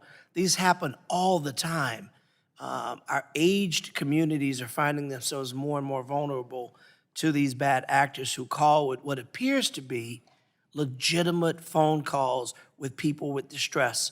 You indicated that we can find them. How successful are we in actually finding them and bringing them to justice? Well, I think we're very successful at identifying these parties. I mean, the way traceback works, the traceback goes from the point of termination to who made the call. I think the challenge we have here is, the will to go to that next step to pursue meaningful enforcement actions. The FCC and the FTC and state AGs have undertaken a number of civil enforcement actions. But again, I think, in that instance you're talking about, I believe that we need criminal enforcement action. Got a ton of more questions, but my time is exhausted, so Mr. Chairman, I yield. Thank the gentleman. The chair now recognizes the representative from Indiana, Representative Houchin. Sorry, Mr. Menendez. Thank you, Mr. Chairman, and Ranking Member Matsui, for holding this hearing, and thank you to the witnesses. Two things on today's agenda matter a great deal to the people back home in Indiana: getting reliable internet service to the places that still don't have it, and stopping a flood of scam calls from hitting their phones. On scam calls, this is one of the biggest issues I hear about from constituents. They're getting them every day, sometimes all day, every day, and the people running these are increasingly organized criminal operations overseas. I appreciate the work that my colleagues have done on the Foreign Robocall Elimination Act as well as the Quiet Act, and I look forward to seeing more activity on this topic. Lord knows we could all use quieter phones, less scam texts, and less scam calls. But on broadband, I'm pleased to see that H.R. 4950, the Data Bridge Act, is included in today's hearing. I want to thank my colleague, Ms. Kelly, for co-leading the bill with me, and Mr. Soto and Mr. Landsman for their support as co-sponsors. The FCC keeps a national broadband map that shows where internet service is available, and the federal government uses it to decide where to send broadband funding. But the map is built around homes and businesses. It does not show farmland. That's a problem because farming today runs on connectivity out in the field, on guidance systems, sensors, monitors, and equipment that has to talk to a network. A farm can be counted as covered on the traditional broadband map at the farmhouse, while the acres where the actual work happens have no service. The Data Bridge Act aims to solve that problem by directing the FCC to place data that the USDA already collects on the broadband map, onto the broadband map. Right now, the FCC has a map showing where service is available. There's a separate federal map showing where agencies are funding deployment. Mr. Vana, is it fair to say that improving the broadband maps is one of the highest return, lowest cost things Congress can do to address broadband deployment? Thank you for the question. It's certainly improving the accuracy of the maps goes a long way to better targeting federal investment. And it helps prevent us from overbuilding. It might also help us in these dead zones, according to the map. It looks like they are covered, but they're actually dead zones. Might help us spur some federal investment to finally get those, what we consider the final miles, covered with access. Is that correct? That's correct. Are the USDA, the NTIA, and Treasury sitting on their own data, or are they submitting that data to the FCC for maps? So the agencies have some agreements in place on the data they share about their deployments. We have made some recommendations about them agreeing to the timeframes and the kinds of data that they send to those maps, because we see certainly a lag in those maps when a deployment has been made and whether it shows up on the map or when it shows up on a map. So should the FCC's broadband map be the unified source of truth for federal broadband decisions on these dollars? At this point, it's our best option, although there are, and I think the agencies do refer to other sources when they're coordinating to avoid duplicative effort. Thank you.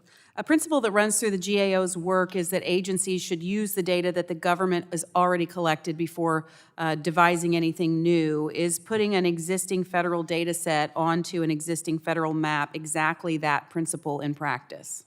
Yeah, our work would suggest that we want to make sure that the data that we add would be accurate, right? So we did notice in the legislation this notion that it would be developed in concert with agriculture data, existing data, and so that certainly is an important piece of it. We don't have to reinvent the wheel. Do you see other opportunities where the data the federal government already holds could be useful in making the map more accurate? We have recommendations, again, for the agencies to sort of continue to feed data to the map and to do it in a more uniform and timely manner, and so that's what we would like to see, yeah. Well, whether it's stopping scam calls or closing this digital divide, the through line today with this hearing is clear. The federal government works best when it's coordinated and working from good information. The Data Bridge Act delivers on that by providing a more complete broadband map built from the data the government already collects at no new cost. I urge my colleagues to support H.R. 4950 as it moves through the committee process. I thank the witnesses. Thank you, Mr. Vana, and I yield back. Thank you. The chair now recognizes the gentleman from New Jersey, Mr. Menendez, for your questions. Thank you, Mr. Chairman. Our district sits at the heart of America's critical infrastructure. The corridor between Newark Airport and the Port of Elizabeth has been called the most dangerous 2 miles in America because of the particular risk to our transportation, energy, communications, and commercial infrastructure. A disruption here wouldn't just affect New Jersey, it would have cascading consequences for communities and businesses across the country. For our communities, secure and reliable communications networks are essential. They link families to emergency services, banks, hospitals, and schools, and ensure a quick, effective response in the event of an attack against our infrastructure. As cyber threats grow more sophisticated, we need the strongest tools available to defend these networks. AI can help providers protect our communities from disrupted communications networks. Used responsibly, AI can help identify vulnerabilities and respond to threats more quickly, but used maliciously, it can make cyber attacks more damaging and harder to stop. Congress has a responsibility to address both realities. That is why Congressman Pfluger and I introduced the bipartisan AI for Secure Networks Act. Our bill would promote the responsible use of AI to strengthen the cybersecurity of America's communications networks while confronting the risks posed by its misuse. We cannot afford to stand by as threats to the networks American families rely on every day continue to grow in scale, sophistication, and severity. As cyber attacks become more frequent and sophisticated, Congress must act to protect these systems and the communities they serve. Ms. Gorman, just briefly, given the concentration of critical infrastructure in and around New Jersey, would you agree that a cyber attack on our networks could have far-reaching consequences for both our communities and the nation? They could be among the most disruptive attacks. I agree. Mr. Ruby, just briefly, how does AI-powered threat detection and response help prevent these attacks and protect the families, hospitals, first responders, and airports that depend on reliable communications networks? That was for you, Mr. Ruby.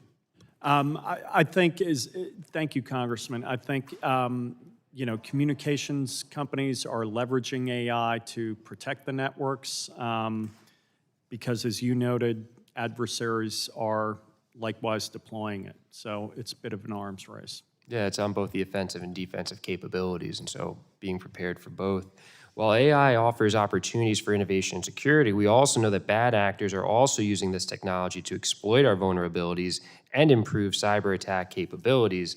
Ms. Gorman, as bad actors increasingly use AI to launch more advanced attacks, how could the AI for Secure Networks Act help network providers and federal agencies better understand and keep pace with these evolving risks? Thank you, Congressman, for the question. Generally, when such a breach happens, one of three things has occurred. Either a known vulnerability that was unpatched gets exploited, an unknown vulnerability gets exploited, or there was some kind of a human error. Someone clicked on a phishing link, someone had an insecure password. AI can be helpful with all three of these tools and all three of these types of exploits. Finding vulnerabilities that we don't know about, automatically patching vulnerabilities that we should know about, and also flagging potential phishing attacks for the humans so we don't make those errors. That's why I think the Secure Networks, AI for Secure Networks bill can be so vital to figure out which are the threats that are actually coming from AI into our networks, which are causing us the most harm, and what can we actually be deploying to combat that.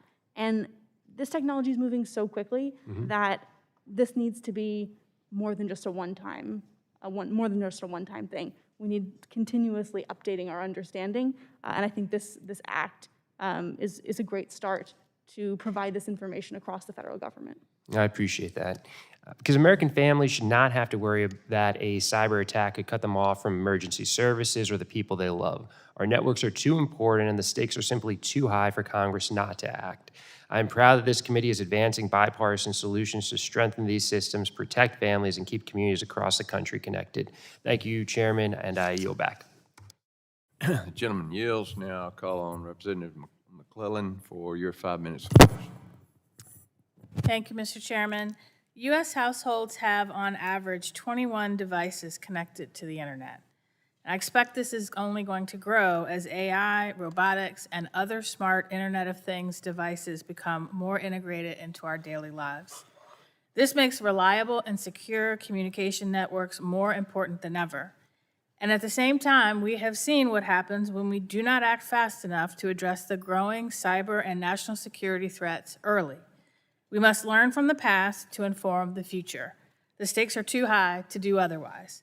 And that's why I am proud to work with Chairman Molinar on the bipartisan GUARD Act, which takes a proactive approach to evaluating the national security risks posed by connected robotics before those technologies become deeply embedded in our economy and critical infrastructure. And with that, I want to start with you, Mr. Robbins. I think we can all agree that we should not repeat the mistakes that left the United States scrambling to remove Huawei and ZTE equipment only after it had already become embedded in our communications networks and posed a significant national security risk. In your view, what makes the covered list an effective national security tool?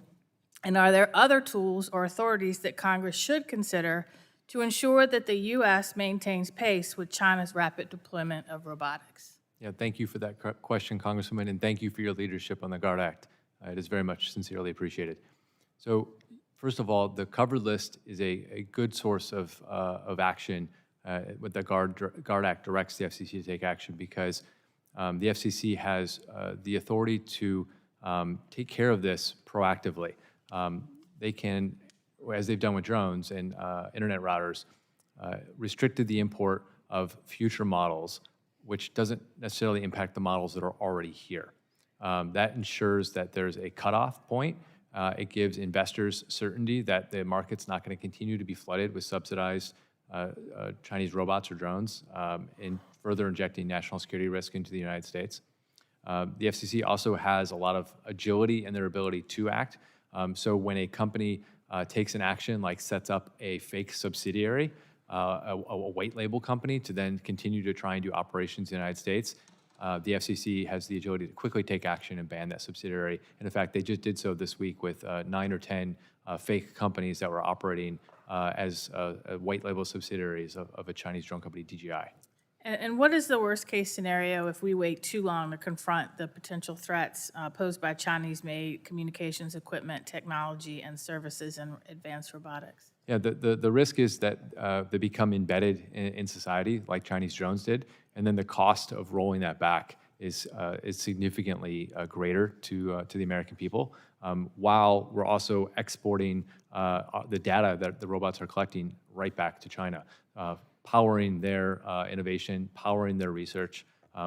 Research labs, universities that are doing research today, primarily in artificial intelligence, with Chinese robots, all that data is going right back to China. We're handing this a gift to them. So they're flooding the U.S. market with subsidized robots is strategic. And what's the stake for American startups and our robotics research and development ecosystem if Chinese-made robotic and communication technologies continue to undercut U.S. innovation? Yeah, it's going to be very challenging for companies to be able to compete. I think U.S. innovation will continue to lead the world, but it's very challenging for companies to scale manufacturing. It's very hard for them to raise the money to hire the workforce and build out the floor plan. When investors see what's happened in other industries, where China has come in, flooded the market, and drove companies either out of business or kept their market share small because they have artificially low prices. And so you'd agree it's important that Congress act now to ensure that American companies compete on a level playing field and that the United States remains a global leader in these critical technologies. Absolutely. Congress should act now. Okay. And I may not have time to get an answer to this, so I'll ask you all to respond on the record. But, Ms. Gorman, you've seen and I'm sure we've talked about already the news that during the testing phase of OpenAI's GPT 5.6 and more powerful unreleased models, their ability to break out and go rogue. This is an unprecedented event in which AI acts outside of its directives and could become more commonplace. So what safeguards should we be looking at so that the very technology that we're using to protect our critical infrastructure works for us and not against us? Happy to answer more fully, but essentially this is the question of model alignment and making sure that we assess models for alignment before deploying them in critical infrastructure is vital. Thank you. I yield back. The gentlelady yields, and now I'll call on Dr. Joyce for your 5 minutes of questioning. Thank you, Mr. Chairman, for allowing me to join in this important hearing. Bridging the digital divide and improving connectivity is a top priority for my constituents. Representing rural South Central and Southwestern Pennsylvania, I am keenly aware of the unique challenges that rural agricultural communities face when it comes to getting connected. Rural communities consistently fall behind the rest of the country, seeing technology continue to advance. While many state and federal programs exist to help bridge this gap, that divide is still very wide. These communities are strong, they're hardworking, they contribute to our nation, and without them, we wouldn't have food on our tables tonight for dinner. They deserve our unwavering support. The subcommittee has done extensive work in examining the unique roles and needs of our rural communities and diligently working to solve these problems. But there's still work to be done, and there's still broadband to deploy. Having reliable data to drive that deployment is necessary as we seek to ensure universal broadband availability for each and every American.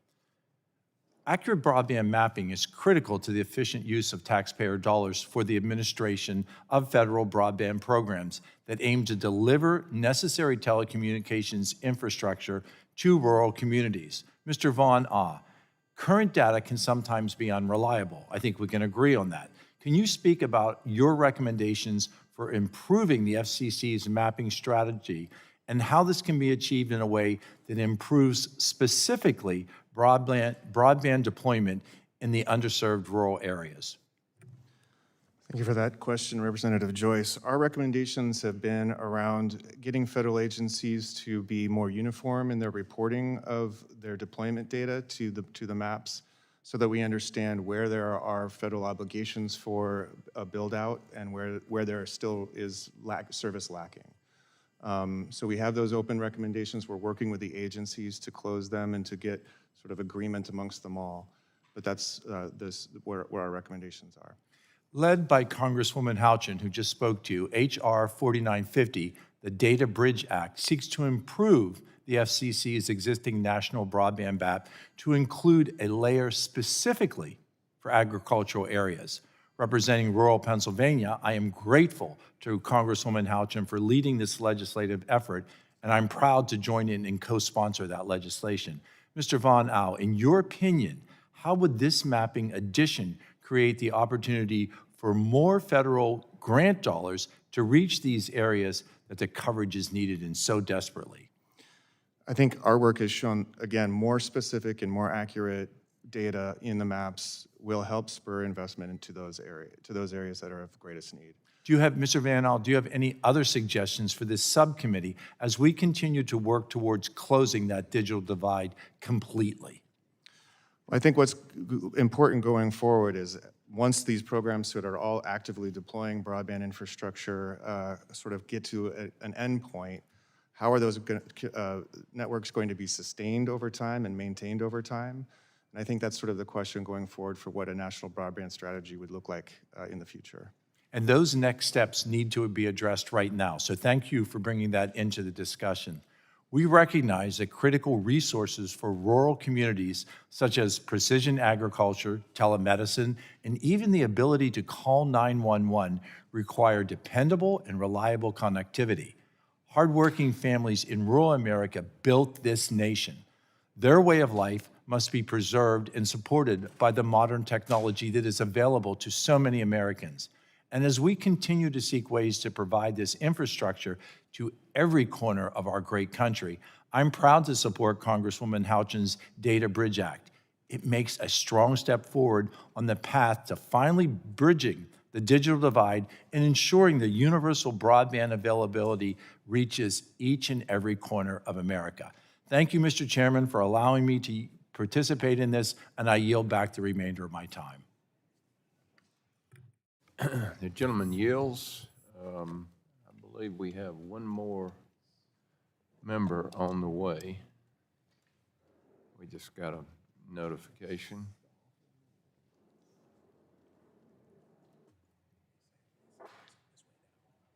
He's on his way in.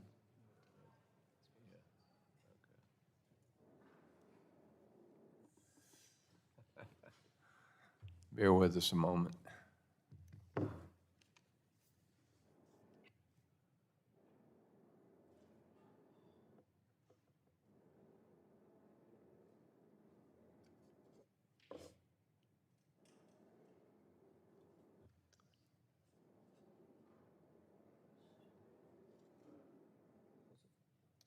Okay. All right. Well, I'm sorry, Mr. Obanofi is not going to be able to. He helps me a lot with all these kinds of things. He's really good with this. But seeing there are no further members wishing to be recognized, I'd like to thank our witnesses for being here today. You pointed out a lot of things we got to get done. We got to get to work on, and I thank you for sharing that with us and helping us to deal with these many issues that we have with technology and communications and everything else. I ask unanimous consent to insert in the record the documents included on the staff hearing documents list. Without objection, so ordered. I remind members they have 10 business days to submit questions for the record, and I ask the witnesses to respond to those questions promptly. Members should submit their questions by the close of business on August 5th, 2026. And without objection, the subcommittee is adjourned. Thank you.